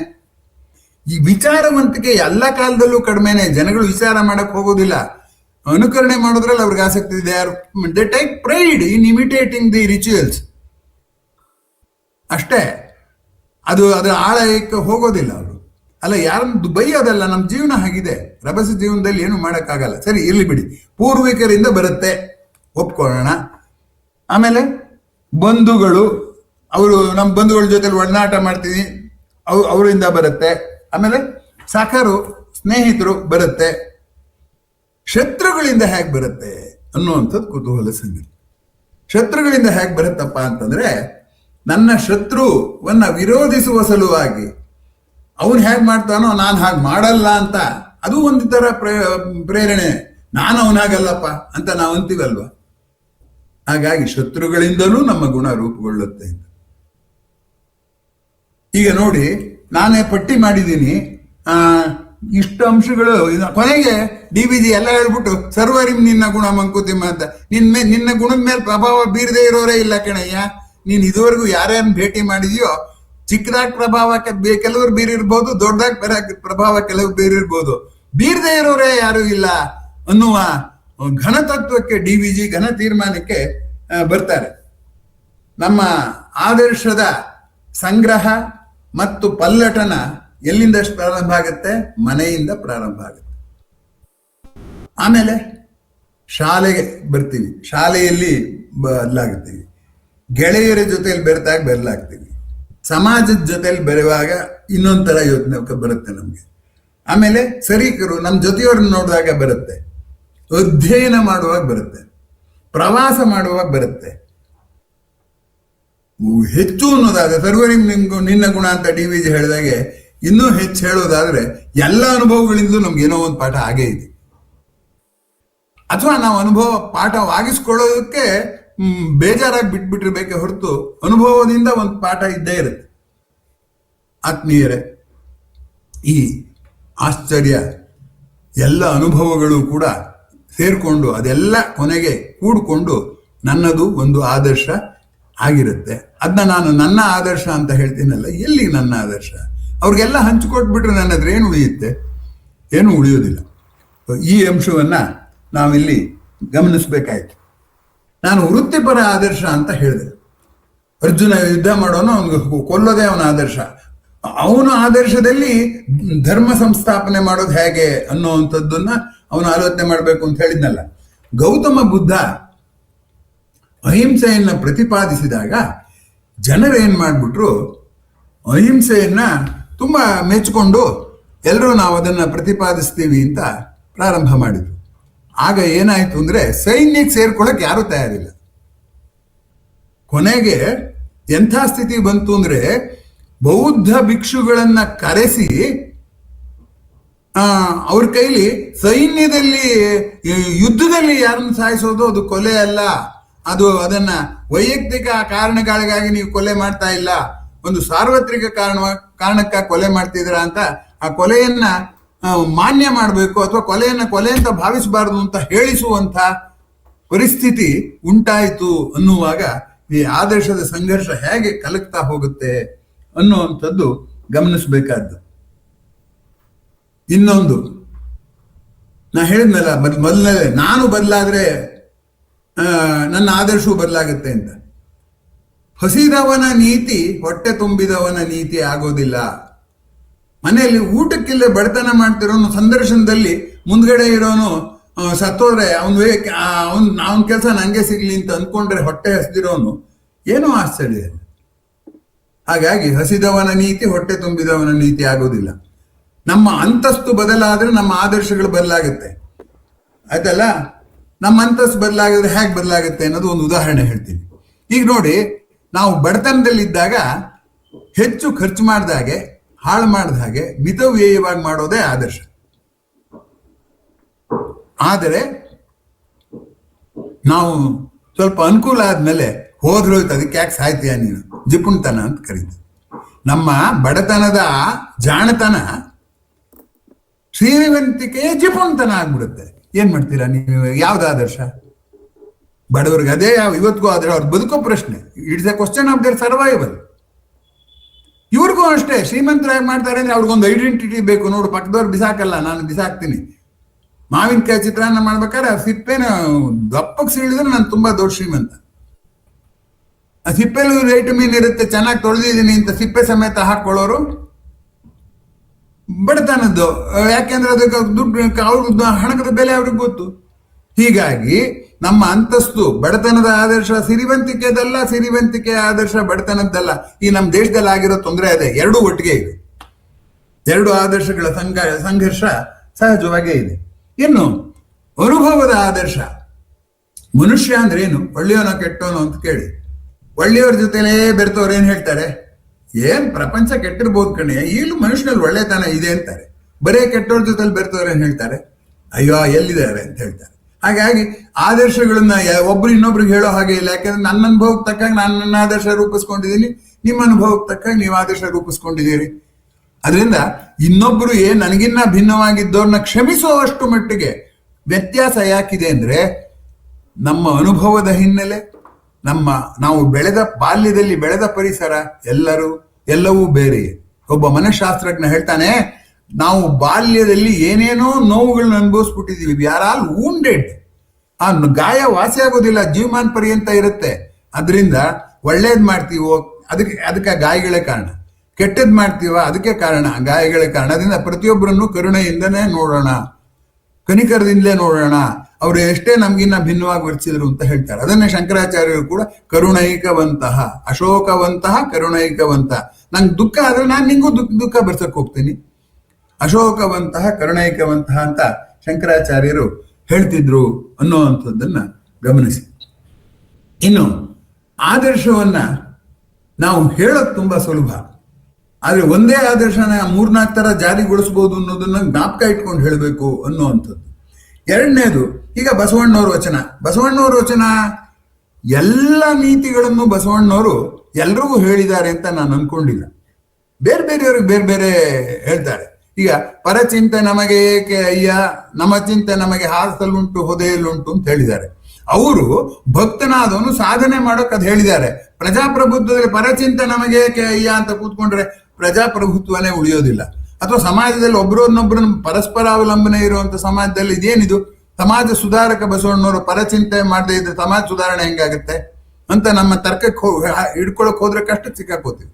ಅದರಿಂದ ಯಾವ ಆದರ್ಶವನ್ನ ಹೇಗೆ ಜಾರಿಗೆ ಬರಬೇಕು ಅನ್ನುವಂಥದ್ದು ಯಾರು ಹೇಳಿದರು, ಯಾರಿಗೆ ಹೇಳಿದರು, ಯಾಕೆ ಹೇಳಿದರು, ಯಾವ ಸಂದರ್ಭದಲ್ಲಿ ಹೇಳಿದ್ರು, ಇಷ್ಟು ನೋಡ್ಕೊಂಡ್ರೆ ಮಾತ್ರ ಅವಾಗ ಆದರ್ಶ ಆಗುತ್ತೆ. ನಾವು ಅಷ್ಟು ಬಹಳ ಕ್ಯಾಶುವಲ್ ಆಗಿ ಹೇಳ್ತೀವಿ, ನಂಗೆ ಗೊತ್ತು ಬಸವಣ್ಣವ್ರು ಹೀಗೆ ಹೇಳಿರೋದು, ಎಲ್ರಿಗೂ ಹೇಳಿದ್ದಾರೆ.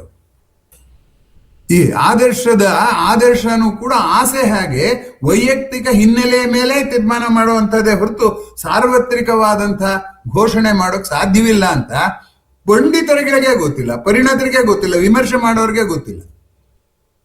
ಈಗ ನೋಡಿ, ಜೈನ ಧರ್ಮ ಇತ್ತಲ್ಲ, ಅಹಿಂಸೆಯನ್ನು ಎಲ್ಲಿವರೆಗೆ ತಗೊಂಡು ಹೊರಟೋದ್ರು ಅವರು ಅಂತಂದ್ರೆ, ನಾವು ಉಸಿರಾಡಿದ್ರು ಪ್ರಾಣಿಗಳು ಸತ್ತೋಗುತ್ತೆ, ಅದಕ್ಕೆ ಉಸಿರಾಡೋದು ಬೇಡ ಅಂದ್ರೆ ಯಾರು ಒಪ್ಕೊಳಕ್ಕಾಗುತ್ತೆ?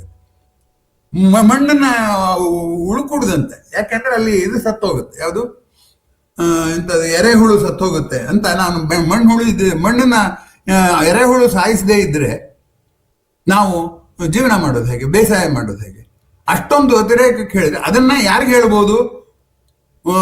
ಬೇಸಾಯ ಮಾಡಿದ ಒಬ್ಬ ಸನ್ಯಾಸಿ ಅದನ್ನ ಜೀವನದಲ್ಲಿ ಮೋಕ್ಷವನ್ನು ಹುಡ್ಕೊಂಡು ಹೊರಟೋನ್ಗೆ ಹೇಳ್ಬೋದು. ಎಲ್ಲರೂ ಅದೇ ಮಾಡ್ತಾ ಕೂತ್ಕೊಂಡ್ರೆ.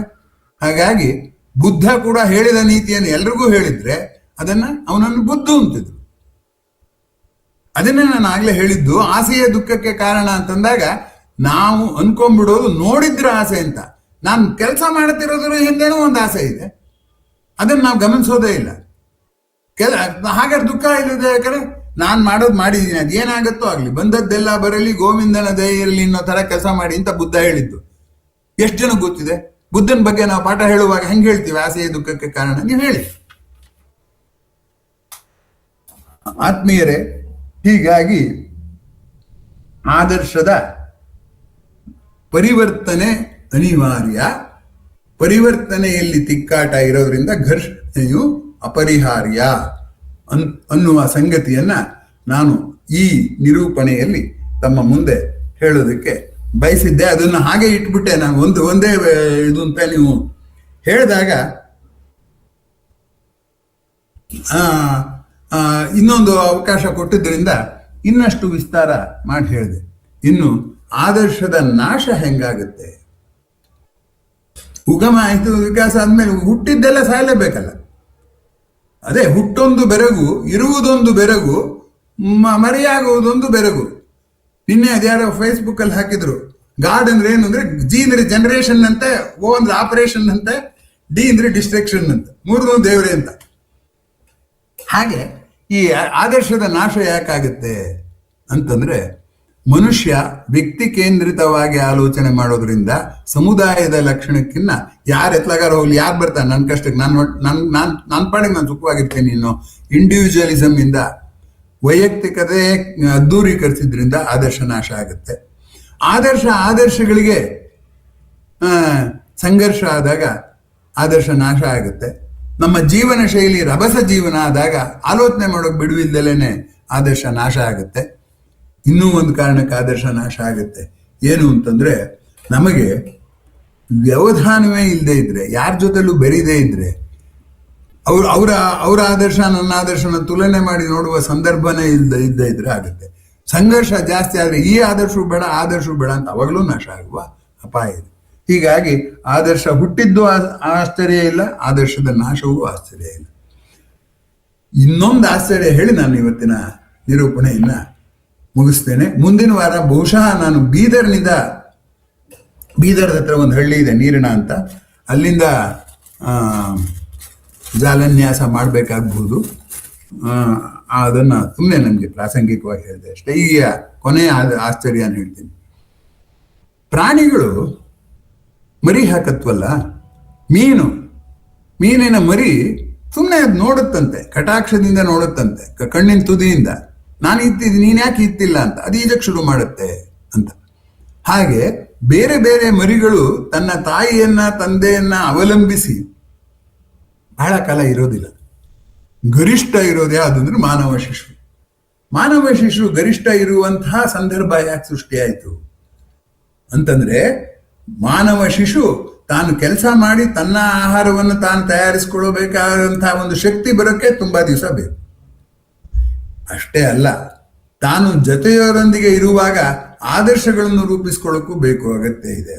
ಆದರ್ಶಗಳನ್ನ ಹೆಚ್ಚು ಸಂಖ್ಯೆಯಲ್ಲಿರೋದ್ರಿಂದ ಆಶೆಗಳು ಹೆಚ್ಚು ಸಂಖ್ಯೆ, ಆದರ್ಶಗಳು ಎಷ್ಟಿದೆ ಅಂದ್ರೆ ಎಷ್ಟು ಆಶೆ ಇದೆಯೋ ಅಷ್ಟು ಆದರ್ಶ, ಎಷ್ಟು ಭಯ ಇದೆಯೋ ಅಷ್ಟು ಆದರ್ಶ. ಹಾಗಾಗಿ ಆಶೆ ಭಯಗಳು ಜಾಸ್ತಿ ಇರೋದ್ರಿಂದ ಜೀವನೋಪಾಯಕ್ಕಷ್ಟೇ ಅಲ್ಲ, ಜೀವನ ಮೌಲ್ಯಕ್ಕಾಗಿ ಕೂಡ ಆ ಶಿಶು ಜಾಸ್ತಿ ಕಾಲ ತಂದೆ ತಾಯಿಗಳ ಆಸರೆಯಲ್ಲಿ ಇರಬೇಕಾಗತ್ತೆ ಅಂತ. ಈ ಪ್ರಶ್ನೆನ ನಮ್ಮ ಅಡ್ಮಿನ್ ಗಣೇಶ್ ಹೆಗ್ಡೆ ಅವರ ಮಗನೇ ನನ್ನ ಕೇಳಿದ್ದ.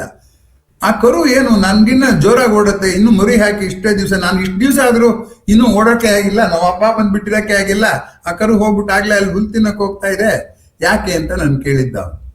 ನೋಡಿ, ಆ ಮಗುಗ ಆಶ್ಚರ್ಯ ಹೊಳೆಯುತ್ತೆ. ನಾವು ನೋಡ್ತೀವಿ, ಆಶ್ಚರ್ಯ ಹೊಳೆಯೋದೇ ಇಲ್ಲ.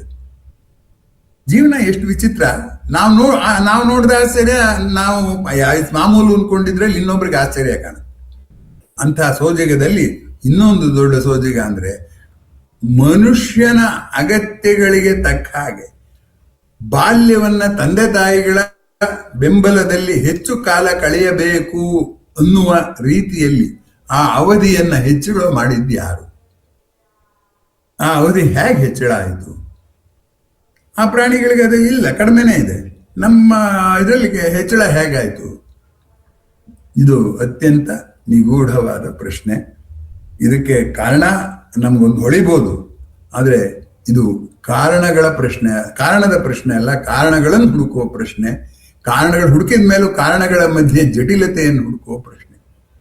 ಆತ್ಮೀಯರೇ, ಆದರ್ಶದ ಚರ್ಚೆಯೇ ಹಾಗೆ. ಪ್ರಾರಂಭ ಮಾಡೋದು ಸುಲಭ, ಮುಗಿಸೋದು ಕಷ್ಟ. ಪ್ರೊಫೆಸರ್ BM ಶ್ರೀಕಂಠಯ್ಯನವರು ಬೆಂಗಳೂರು ವಿಶ್ವವಿದ್ಯಾನಿಲಯಕ್ಕೆ ಬಂದು, ಮೈಸೂರಿನಿಂದ ಸೆಂಟ್ರಲ್ ಕಾಲೇಜಿಗೆ ಬಂದು, ಅವಾಗ ವಿಶ್ವವಿದ್ಯಾನಿಲಯ ಇರಲಿಲ್ಲ, ಬೆಂಗಳೂರು ಮೈಸೂರು ಯೂನಿವರ್ಸಿಟಿಗೆ ಸೇರಿತ್ತು. ಇಂಗ್ಲಿಷ್ ಪಾಠ ಮಾಡೋರಂತೆ. ಪ್ರಾರಂಭದಲ್ಲೇ ಹೇಳೋರಂತೆ, professor knows when to commence the lecture, he does not know where to end it. ಆ ರೈಲಿಗೆ ಲೇಟ್ ಆದ್ರೆ ಹೇಳಿ, ಅವಾಗ ನಾನು ನಿಲ್ಲಿಸ್ತೀನಿ ನನ್ನ ಉಪನ್ಯಾಸ ಅಂತ ಹೇಳಿ ಅವನ್ ಕರ್ಕೊಂಡ್ಬಂದು ವೇದಿಕೆ ಮೇಲೆ ನಿಲ್ಲಿಸಿ, ಊಟದ ಟೈಮ್ ಆಯ್ತು ಅಂತ ಹೇಳ್ಬೇಕು ಅವ್ರಿಗೆ, ಅವಾಗ ನಿಲ್ಸೋರು. ಊಟ ಮಾಡಿ ಬರೋರು, ರೈಲಿಗೆ ಲೇಟ್ ಆಗುತ್ತೆ ಮುಗಿಸಿ ಅಂತ ಇನ್ನೊಬ್ರು ಹೇಳಕ್ಕೊಬ್ರು, ಅವ್ರು ಬಂದು ನಿಲ್ಸಿ ಹೇಳಿಸಿ ರೈಲಲ್ಲಿ ಕೂಡ್ಸ್ ಕಳಿಸೋರು. ಹೀಗೆ ಇದು ಆದರ್ಶದ ಅಚ್ಚರಿಗಳು. ಆರಂಭವಾಗುವುದು ತಡ, ಮುಕ್ತಾಯ ಅನ್ನೋದು ಇಲ್ಲ. ಅದನ್ನ ತಮ್ಮ ಜೀವನದ ಪರ್ಯಂತ ಆದರ್ಶದ ಕುರಿತ ಆಲೋಚನೆಗಳು ಇರಲಿ ಅಂತ ಹೇಳ್ತಾ, ಈಗ ತಮ್ಮ ಪ್ರತಿಕ್ರಿಯೆ ಮತ್ತು ಪ್ರಶ್ನೆಗಳಿಗೆ ಅವಕಾಶ. ಮುಂದಿನ ಬಾರಿ ನಾನು ಈಗ ಜೀವನಕ್ಕೆ ಸಂಬಂಧಪಟ್ಟಿದ್ದು ಮೃತ್ಯು ಆದರ್ಶ ಆಯ್ತಲ್ಲ, ಕಾವ್ಯದಲ್ಲಿರುವಂತ ರಸ, ಅದನ್ನು ಕೂಡ ತಾವೆಲ್ಲ ಮೆಚ್ಕೊಂಡಿದ್ರಿ. ರಸ ಆದ್ಮೇಲೆ ಇನ್ನೊಂದು ಭಾಗ ಇದೆ, ಧ್ವನಿ ಅಂತ. ರಸಕ್ಕೂ ಧ್ವನಿಗೂ ಏನ್ ವ್ಯತ್ಯಾಸ, ಧ್ವನಿಗೆ ಯಾಕಷ್ಟು ಮುಖ್ಯತೆ ಅಂತ. ರೀತಿರಾತ್ಮ ಕಾವ್ಯಸ್ಥ ಅಂದಾಗೆ ವಾಕ್ಯಂ ರಸಾತ್ಮಕಂ ಕಾವ್ಯಂ ಅಂದಾಗೆ ಕಾವ್ಯಾಸಿ ಆತ್ಮ ಧ್ವನಿ ಅಂತ ಆನಂದವರ್ಧನ ಹೇಳ್ತಾನೆ. ಎಲ್ಲರೂ ಆತ್ಮ ಅಂತಲೇ ಹೇಳಕ್ ಹೋಗ್ತಾರಲ್ಲ, ಅದರಿಂದ ರಸದಷ್ಟೇ ಸ್ವಾರಸ್ಯವಾದದ್ದು ಅಥವಾ ಸಾಧನ್ಯವಾದದ್ದು ಧ್ವನಿ, ಸಾಧ್ವನ್ಯವಾದದ್ದು. ಅದ್ರ ಬಗ್ಗೆ ಮುಂದಿನ ಜಾಲನ್ಯಾಸದಲ್ಲಿ ನಿಮ್ಮೊಂದಿಗೆ ಮಾತನಾಡೋದಕ್ಕೆ ಪ್ರಯತ್ನಿಸ್ತೇನೆ. ಈಗ ತಮ್ಮ ಪ್ರತಿಕ್ರಿಯೆ ಮತ್ತು ಪ್ರಶ್ನೆ.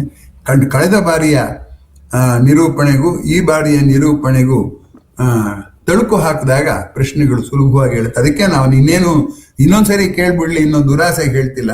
ನೀವು ಹಿಂದಿನ ಉಪನ್ಯಾಸನ ನೋಡ್ಕೊಂಡು ಬನ್ನಿ ಅಂತ ಹೇಳೋದು ಯಾಕೆಂದ್ರೆ, ಆ ತಳುಕು ಹಾಕೊಂಡ್ರೆ ಅವಾಗ ಒಂದು ಕಂಟಿನ್ಯೂಟಿ ಇರುತ್ತೆ, ಒಂದು ಕಾಂಪೋಸಿಷನ್ ಇರುತ್ತೆ. ಅದನ್ನ ಮಾಡ್ತಿದ್ದೀರಾ ಅಂತ ತಮ್ಗೆ ಅಭಿನಂದಿಸ್ತಾ ಈಗ ತಮ್ಮ ಪ್ರತಿಕ್ರಿಯೆ ಕೇಳೋದಕ್ಕೆ ನಾನು ಸಿದ್ಧವಾಗಿದೆ. ಬಾಯಿಗೆ ಬಿಡುವು ಕೊಟ್ಟು ಕಿವಿಗೆ ಚುರುಕು ಮಾಡ್ಕೊಂಡು ಕೂತಿದ್ದೀನಿ. ನಮಸ್ಕಾರ.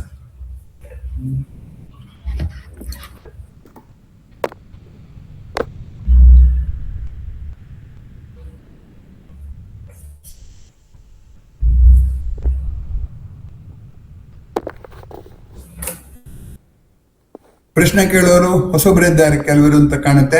ಮೈಕ್ ನ ಆನ್ ಮಾಡ್ಕೊಂಡು ಕೇಳ್ಬೇಕು.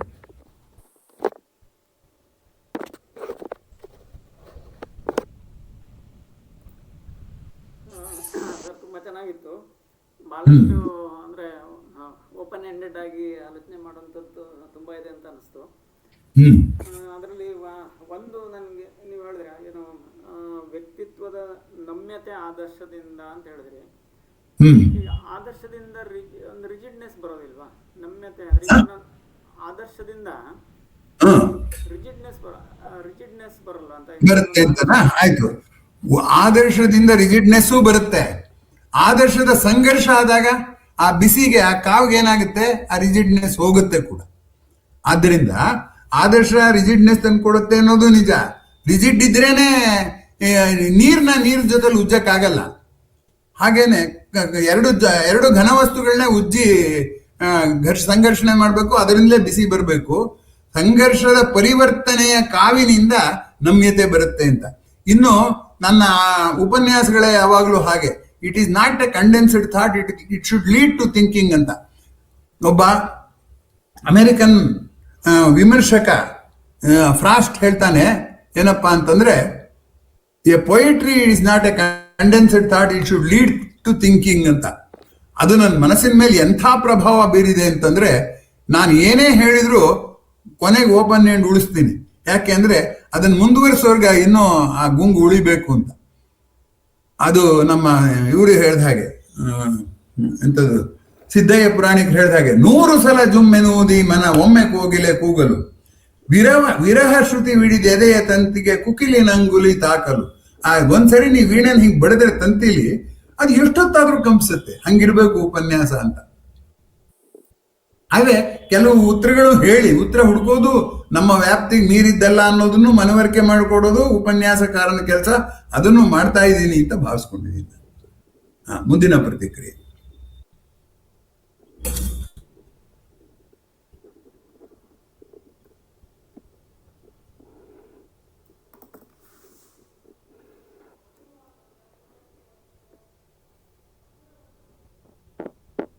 ಇದನ್ನು 1 ಗಂಟೆ ಹಿಡಿಸೋ ಹೊತ್ತಿಗೆ ತುಂಬಾ ಕಷ್ಟಪಟ್ಟೆ ನಾನು. ಯಾಕೆಂದ್ರೆ ಈ ವಿಷಯಗಳು ಹಾಗೆ ಒಂದಕ್ಕೊಂದಕ್ಕೆ ಇದಾಗ್ಬಿಡುತ್ತೆ. ಜೋಡಿಸ್ಕೊಂಡು ಹೋಗ್ಬಿಟ್ರೆ ಮುಗಿಯೋದೇ ಇಲ್ಲ. ನಾನು ಒಂದರಲ್ಲೇ ಮುಗಿಸಕ್ಕೆ ಅಂತ ನೋಡಿದೆ, ಆಮೇಲೆ ನೀವು ಅವಕಾಶ ಕೊಟ್ಟಿದ್ರಿಂದ 2ನೇದು ಮಾಡಿದೆ. ಮುಂದಿನ ಧ್ವನಿದು ಅಷ್ಟೇ, ಅದು ಒಂದರಲ್ಲೇ ಮುಗಿಯಲ್ಲ, ಈಗಲೇ ಹೇಳಿದ್ದೀನಿ. ಅದು ಭಾಗ 1 ಭಾಗ 2 ಗ್ಯಾರಂಟಿ ಆಗುತ್ತೆ. ಭಾಗ 3 ಆದ್ರೂ ಆಶ್ಚರ್ಯವಿಲ್ಲ. ಯಾಕೆಂದ್ರೆ ಉದಾಹರಣೆಗಳನ್ನ ಕೊಟ್ಟು ಜೀವನಕ್ಕೆ ಅನ್ವಯಿಸಿ ಹೇಳ್ಬೇಕಲ್ಲ.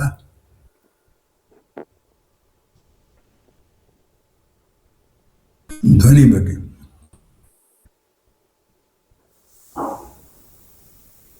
ಬೇಂದ್ರೆ ಬುದ್ಧನ ಶಬ್ದನಾದ ಧ್ವನಿಯ ಸದ್ದ ಮೀರಿದ್ದ ಅಂತಾರೆ. ಶಬ್ದ ಅಂದ್ರೂ ಅದೇ, ಧ್ವನಿ ಅಂದ್ರೂ ಅದೇ, ನಾದ ಅಂದ್ರೂ ಅದೇ, ಸದ್ದು ಅಂದ್ರೂ ಅದೇ. ನಮ್ಗೆ ಅವ್ರ ಅದ ವ್ಯತ್ಯಾಸ ಹೇಳ್ತಾ ಹೋಗ್ತಾರೆ. ಬಹಳ ಚೆನ್ನಾಗಿತ್ತು ಸರ್, ತುಂಬಾ ಆನಂದವಾಯ್ತು. ಇದು ಆದರ್ಶ ಇದು ಹೀಗೆ ಒಂದೊಂದು ಪ್ರತಿಯೊಬ್ಬನಿಗೂ ಒಂದೊಂದು ಬಂದ್ಬಿಡುತ್ತೆ. ಹೌದು, ಮುಗಿಯುವುದೇ ಇಲ್ಲ. ಇದು ಬಹುಶಃ ತಾವು ಹೇಳಿದಂಗೆ ಮುಗಿಸೋಕೆ ಆಗೋದಿಲ್ಲ ಇದು. ಆಗ ಇದೆ ಅದರಲ್ಲಿ. ಅದಕ್ಕೆ ಜೈನರು ಕೊನೆಗೆ ಏನ್ ಮಾಡಿದ್ದಾರೆ ಅಂದ್ರೆ, ಆದರ್ಶಗಳಲ್ಲಿ ಪ್ಲೂರಲಿಸಂ ಅನ್ನೋಕೆ ಅನೇಕಾಂತವಾದ ಅಂತ ಕರೀತಾರೆ ಅವರು. ಒಂದೇ ವಿಷಯಕ್ಕೆ ಸಂಬಂಧಪಟ್ಟಾಗ ನಾನಾ ಅಭಿಪ್ರಾಯಗಳು ಇರಕ್ ಸಾಧ್ಯ ಇರಬೇಕು. ಒಬ್ರು ಇನ್ನೊಬ್ರನ್ನ ಗೌರವಿಸ್ಬೇಕು, ಅಭಿಪ್ರಾಯನ ಜಗಳ ಮಾಡಬಾರ್ದು ಅನ್ನೋದನ್ನು ಹೇಳ್ತಾರೆ. ಅನೇಕಾಂತವಾದ ಪ್ಲೂರಲಿಸಂ ಅಂತ ಕರೀತಾರೆ ಫಿಲಾಸಫಿಲಿ. ಇದನ್ನ ಪ್ಲೂರಲಿಸಂ ಅಂತ ಇಂಗ್ಲಿಷ್ನಲ್ಲಿ. ಆದರ್ಶ ಪ್ಲೂರಲಿಸಂ ಯಾವ ಕಾಲಕ್ಕೂ ಇದ್ದಿದ್ದೆ, ಅದಿದೆ. ಅದನ್ನ ಹೇಳಕ್ಕೆ ಹೊರಟಿದ್ ನಾನು ಇವತ್ತು. ಆಕ್ಚುಲಿ ಇವತ್ತಿನ ಒಟ್ಟಾರೆ ಸಾರಾಂಶ ನೀವು ನನ್ನ ಕೈ ನೀವೇ ಹೇಳಿದ್ರಿ. ಅನೇಕ ಒಬ್ರದ್ದು ಇನ್ನೊಬ್ರಿಗೆ ಹೊಂದೋದಿಲ್ಲ ಅಂತ. ಕರೆಕ್ಟ್, ಇದ್ದೇ ಇದೆ. ಹೌದು ಹೌದು ಹೌದು ಹೌದು. ಬಹಳ ಚೆನ್ನಾಗಿ ಸೊಗಸಾಗಿತ್ತು sir. Thank you sir, thank you.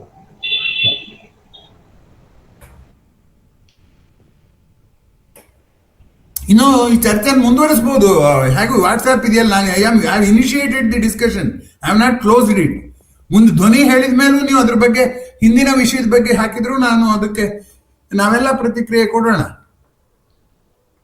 ಅದೇನು ಮುಗ್ದೋಗ್ಬಿಡ್ಬೇಕು, ಹೊಸ ಶಬ್ದಕ್ಕೆ ಮೇಲೆ ಈ ವಿಷಯ ಇಲ್ಲಿ ನಿಂತೋಯ್ತು ಅಂತಿಲ್ಲ, ಮುಂದುವರಿಸೋಕೆ ಅವಕಾಶ ಇದೆ. ಈಗ ಹಾಗೆ ನೋಡಿದ್ರೆ ನಾನು ಈ ವಿಷಯ ಆದೇಶ ತಗೊಂಡ್ಮೇಲೂ ಮೃತ್ಯುವಿನ ಬಗ್ಗೆ ಬೇರೆ ಬೇರೆ ಹಾಕಿದ್ದೆಲ್ಲವನ್ನು ನಾವು ಮುಂದುವರಿಸಿದ್ವಲ್ಲ ಕಳೆದ ಬಾರಿ.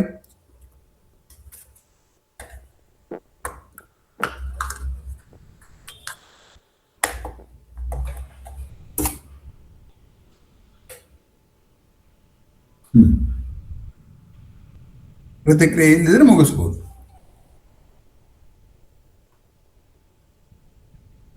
ಫೇಸ್ಬುಕ್ ಅಲ್ಲಿ ಹಾಕ್ತಾ ಇರೋದ್ರಿಂದ ಒಂದು ಸ್ವಲ್ಪ ನೋಡೋರ ಸಂಖ್ಯೆ ಜಾಸ್ತಿ ಆಗಿದೆ ಅಂತ ನಾನು ಅನ್ಕೋತೀನಿ. ಅಥವಾ ನೀವುಗಳು ಯಾರ್ಯಾರು ಹೇಳಿದ್ರಿಂದ ನಿಮ್ಮ ಮೂಲಕನೂ ಆಗಿರ್ಬೋದು ಸಂಖ್ಯೆ ಜಾಸ್ತಿಯಾಗಿ ಅಂತ ನಾನು ಭಾವಿಸ್ಕೊತೀನಿ. ನಮಸ್ತೆ ಗುರುಜಿ. ಹೇಳಿ ಸರ್, ವಿದ್ಯಾಸಾಗರ್ ಅವರು. ಸರ್, ಆಗಲೇ ಬಸವಣ್ಣ ಅವರ ಒಂದು ವಚನ ತಾವು ಉಲ್ಲೇಖ ಮಾಡಿದ್ದೀರಿ. ಲೋಕದ ಡೊಂಕ ನೀವೇಕೆ ತಿದ್ದುವಿರಿ, ನಿಮ್ಮ ನಿಮ್ಮ ತನುವ ಸಂತೈಸಿಕೊಳ್ಳಿ, ಮನವ ಸಂತೈಸಿಕೊಳ್ಳಿ. ಅಂದ್ರೆ ಇಲ್ಲಿ ಒಂದು ಆದರ್ಶದ ಒಂದು ವಿಚಾರ ತಾವು ಸ್ವಲ್ಪ ಅಲ್ಲಿ ಇನ್ನೂ ಸ್ವಲ್ಪ ಎಕ್ಸ್ಪ್ಲೇನ್ ಮಾಡಬಹುದಾ ಸರ್? ಅಲ್ಲಿ ಮಾಡ್ತೀನಿ ನೋಡಿ. ಇದನ್ನ ನಾನು ಯಾಕೆ ಪ್ರಸ್ತಾಪ ಮಾಡಿದೆ ಅಂತಂದ್ರೆ, ನಾವು ಎಲ್ಲ ಆದರ್ಶಗಳನ್ನು ಎಲ್ರಿಗೂ ಸೇರಿ ಹೇಳಿದ್ದಾರೆ ಅನ್ನೋ ಭಾವನೆಯಿಂದ ಈ ಕಟ್ಟಿಗೆ ಸಿಕ್ಕಾಕೋತೀವಿ. ಅವ್ರು ಹೇಳಿದ್ದೇನು ಅಂದ್ರೆ, ಈಗ ಒಬ್ಬ ಮನುಷ್ಯ ಪ್ರಪಂಚನೆಲ್ಲ ತನ್ನ ಆದರ್ಶದಲ್ಲಿ ಕರ್ಕೊಂಡು ಹೋಗ್ಬೇಕು ಅಂದ್ರೆ ಅವ್ನು ಮುಂದಕ್ಕೆ ಹೋಗಕ್ಕಾಗಲ್ಲ. ಈಗ ನೋಡಿ, 3 ಲೆಗ್ಡ್ ರೇಸ್ ಅಂತ ಮಾಡ್ತಾರೆ ನೋಡಿ. ಇಬ್ರಿಗೆ ಒಂದ್ ಕಾಲ್ನ ಕಟ್ ಹಾಕ್ಬಿಟ್ಟು 2 ಕಾಲ್ನ ಕಟ್ ಹಾಕ್ಬಿಟ್ಟು ನಡೀರಿ ಅಂತ. ಆ 3 ಲೆಗ್ಡ್ ರೇಸ್ ಅಲ್ಲಿ ಮುಂದಕ್ಕೆ ಹೋಗೋದೇ ಎಷ್ಟು ಕಷ್ಟ. ಇಬ್ರು ಒಟ್ಟಿಗೆ ಕಾಲಿಟ್ರೇನೆ, ಸಿಂಕ್ರನೈಸ್ ಆದ್ರೇನೆ ಆಗೋದು. ಹಾಗೆ ಸಮಾಜದ್ದೆಲ್ಲ ಹಾಕೋದಕ್ಕೆಲ್ಲ ಅವರು ಬಸವಣ್ಣವ್ರು ಹೇಳಿರೋದು ವೈಯಕ್ತಿಕ ಸಾಧನೆ ಮಾಡುವಾಗ ಲೋಕದ ಡೊಂಕನ್ನ ತಿದ್ದಕ್ ಹೋಗ್ಬೇಡಿ. ಲೋಕ ಇರೋ ಹಾಗಿರ್ಲಿ.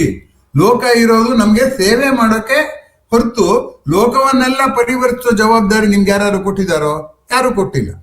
ಅಂದ್ಮೇಲೆ ಆ ಲೋಕದ ಡಂಕ ನೀವ್ಯಾಕೆ ತಿದ್ದವ್ರು ಬೇರೆ ತಿದ್ಕೋದ್ರಲ್ಲಿ ಅವ್ರಿಗೆ ತಿಳುವಳಿಕೆ ಬರಲಿ. Let them. ಅದು ಹಣ್ಣು ತಾನಾಗೆ ಹಣ್ಣಾಗ್ಲಿ, ನಾವ್ಯಾಕೆ ಪುಡಿ ಹಾಕಿ ಹಣ್ಣು ಮಾಡ್ಬೇಕು ಅದನ್ನ ಅನ್ನುವ ರೀತಿಯಲ್ಲಿ. ಆಮೇಲೆ ಇನ್ನೊಂದು ಪರಚಿಂತೆ ನಮಗೆ ಏಕೆ ಅಯ್ಯ ಅಂತ ಇನ್ನೊಂದು ಕೂಡ ಅದೇನೆ. ನಮ್ಮ ಚಿಂತೆಯ ನಮ್ಗೆ ಹಾಸಕ್ಕುಂಟು, ಹೊದೆಯಲ್ಲುಂಟು, ಪರಚಿಂತೆ ನಮಗೆ ಏಕೆ ಅಯ್ಯ ಅಂತ. ಇವೆಲ್ಲವೂ ಕೂಡ ಸಾಮಾಜಿಕ ಜವಾಬ್ದಾರಿನ ಬಸವಣ್ಣವ್ರು ಕಳೆದಿದ್ದಾರೆ ಅಂತಲ್ಲ. ನನ್ನ ಸಾಮಾಜಿಕ ಜವಾಬ್ದಾರಿ ಎಷ್ಟು ಮಟ್ಟಿಗಿರುತ್ತೆ ಅಂದ್ರೆ, ನಾನು ಸಮಾಜದಲ್ಲಿ ಎಷ್ಟು ಮಟ್ಟಿಗೆ ಬೆರೀತೀನೋ ಅಷ್ಟು ಮಟ್ಟಿಗಿರುತ್ತೆ. ಆದ್ರೆ ನಾನು ವೈಯಕ್ತಿಕವಾಗಿ ಬೇರೆ ಜನರ ಕಷ್ಟ, ಈಗ ಬುದ್ಧ ಪ್ರಪಂಚದ ಕಷ್ಟ ಎಲ್ಲ ಅರ್ಥ ಮಾಡ್ಕೋಬೇಕಾದ್ರೆ ಅವನ್ ಪ್ರಪಂಚ ತಿದ್ದುತ್ತಾ ಕೂತಿದ್ರೆ ಆಗ್ತಾ ಇತ್ತಾ? ಆಗೋದಿಲ್ಲ. ಹಾಗಾಗಿ ಈ ಕೆಲವು ಪದ್ಯಗಳು ನಾವು ಸಾಮೂಹಿಕವಾಗಿ ನಾವು ಹೇಗೆ ನಡ್ಕೋಬೇಕು, ಈ ಕಳೆಬೇಡ ಕೊಲಬೇಡ ಅವೆಲ್ಲ ಅದು ಒಂದು ವರ್ಗದ ಪದ್ಯಗಳು. ಇನ್ ಕೆಲವು ವರ್ಗದ ಪದ್ಯಗಳು ವೈಯಕ್ತಿಕ ಸಾಧನೆ ಮಾಡೋ ಹೇಗೆ ತ್ಯಾಗ ಮಾಡ್ಬೇಕಾಗತ್ತೆ, ಪ್ರಪಂಚ ಏನಾರು ಇರ್ಲಿ ಅದರಿಂದ ವಿಚಲಿತನಾಗದೆ ಹೇಗೆ ನಾನು ಮುಂದುವರಿಬೇಕಾಗತ್ತೆ ಅನ್ನೋವಂಥದ್ದನ್ನ ಹೇಳುವಂತಹ ವಚನಗಳು. ನಾವು ಎಲ್ಲವನ್ನೂ ಸೇರಿಸ್ಬಿಟ್ಟು ಅದೇನೋ ಮಾಡ್ಕೊಂಡ್ಬಿಟ್ಟಿದೀವಿ. ಯಾವ್ದನ್ನೂ ಆಳಕ್ಕೆ ಹೋಗಿದ್ರೆ ಗೊತ್ತಾಗುತ್ತೆ, ಇದ್ರೆ ಗೊತ್ತಾಗೋದಿಲ್ಲ. ಹಾಗಾಗಿ ಬಸವಣ್ಣವರ ವಚನಗಳಲ್ಲಿ ಎಲ್ಲರನ್ನೂ ಸಂಬೋಧಿಸಿ ಸಾಮಾನ್ಯ ನೀತಿ ಹೇಳಿರೋದೇ ಬೇರೆ, ಸಾಧಕನು ಮಾಡುವ ಸಾಧನೆ ನೀತಿಗಳು ಬೇರೆ. ಆ ಪದ್ಯಗಳೆಲ್ಲ ಜೊತೆಲಿದೆ. ನಾವು ಬೇರ್ಪಡಿಸ್ಕೊಂಡು ಇದನ್ನ ಯಾವ ಮಟ್ಟಿಗೆ ಯಾವುದು ಅಂತ ನಾವು ಕಂಡ್ಕೋಬೇಕು. ಆದ್ರೆ ಈಗ ಓದೋರೇ ಕಡಿಮೆ, ಓದೋರು ಎಲ್ಲವನ್ನು ಕಲಬೆರಕೆ ಮಾಡ್ತಾರೆ. ನಿಜ ಗುರು, ಧನ್ಯವಾದಗಳು. Thank you. ನಾನ್ ಬಸವಣ್ಣವ್ರ ಸಮಾಜ ಸುಧಾರಕರಲ್ಲ ಅಂತ ಹೇಳಲ್ಲ. ಭಾರತೀಯರು ನಂಬಿದ್ದದ್ದೇ ಹಾಗೆ. ಒಬ್ಬೊಬ್ಬನೇ ಸುಧಾರಣೆ ಆಗ್ಬೇಕೆ ಹೊರತು ಕಾನೂನು ಮಾಡ್ಬಿಟ್ಟು ಎಲ್ರನ್ನೂ ಒಳ್ಳೆಯವ್ರು ಮಾಡಕ್ ಆಗಲ್ಲ. ಮಾಡಕ್ಕೆ ಇಷ್ಟು ದಿವಸ ಪ್ರಯತ್ನ ಪಟ್ಟಿದ್ದೇವಲ್ಲ, ಯಾರು ಒಳ್ಳೆಯವರಾಗಿದ್ದಾರೆ? ಲಂಚ ತಗೊಳ್ಳೋ ಬಗ್ಗೆ ಶಿಕ್ಷೆ ನ್ಯಾಯಾಲಯ ಇದ್ರು ಎಲ್ಲಿ ಲಂಚ ನಿಂತಿದೆ? ಇಲ್ಲದಿಲ್ಲ. ಯಾಕೆಂದ್ರೆ ಇಂಡಿವಿಜುವಲ್ ರಿಫಾರ್ಮ್ ಆಗಿಲ್ಲ.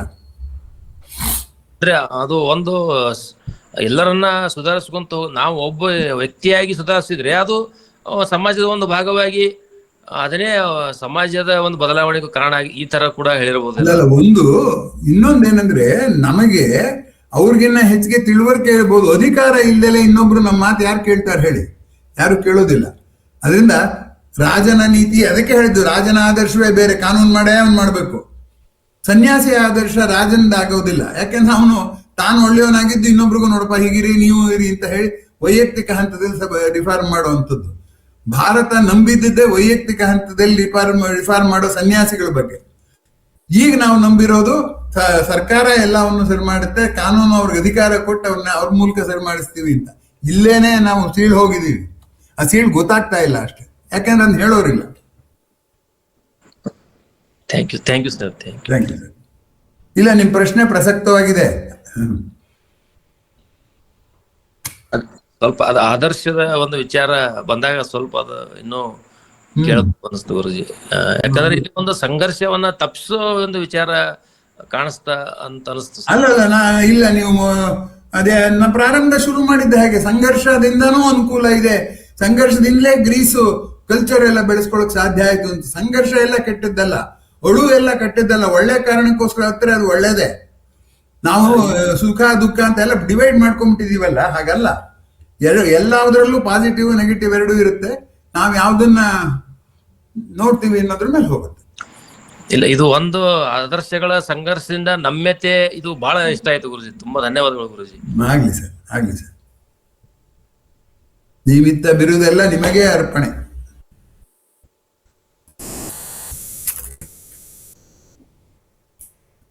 ಇನ್ನಾರದ್ದು ಪ್ರತಿಕ್ರಿಯೆ ಇಲ್ಲದೆ ಮುಗಿಸ್ಬೋದು.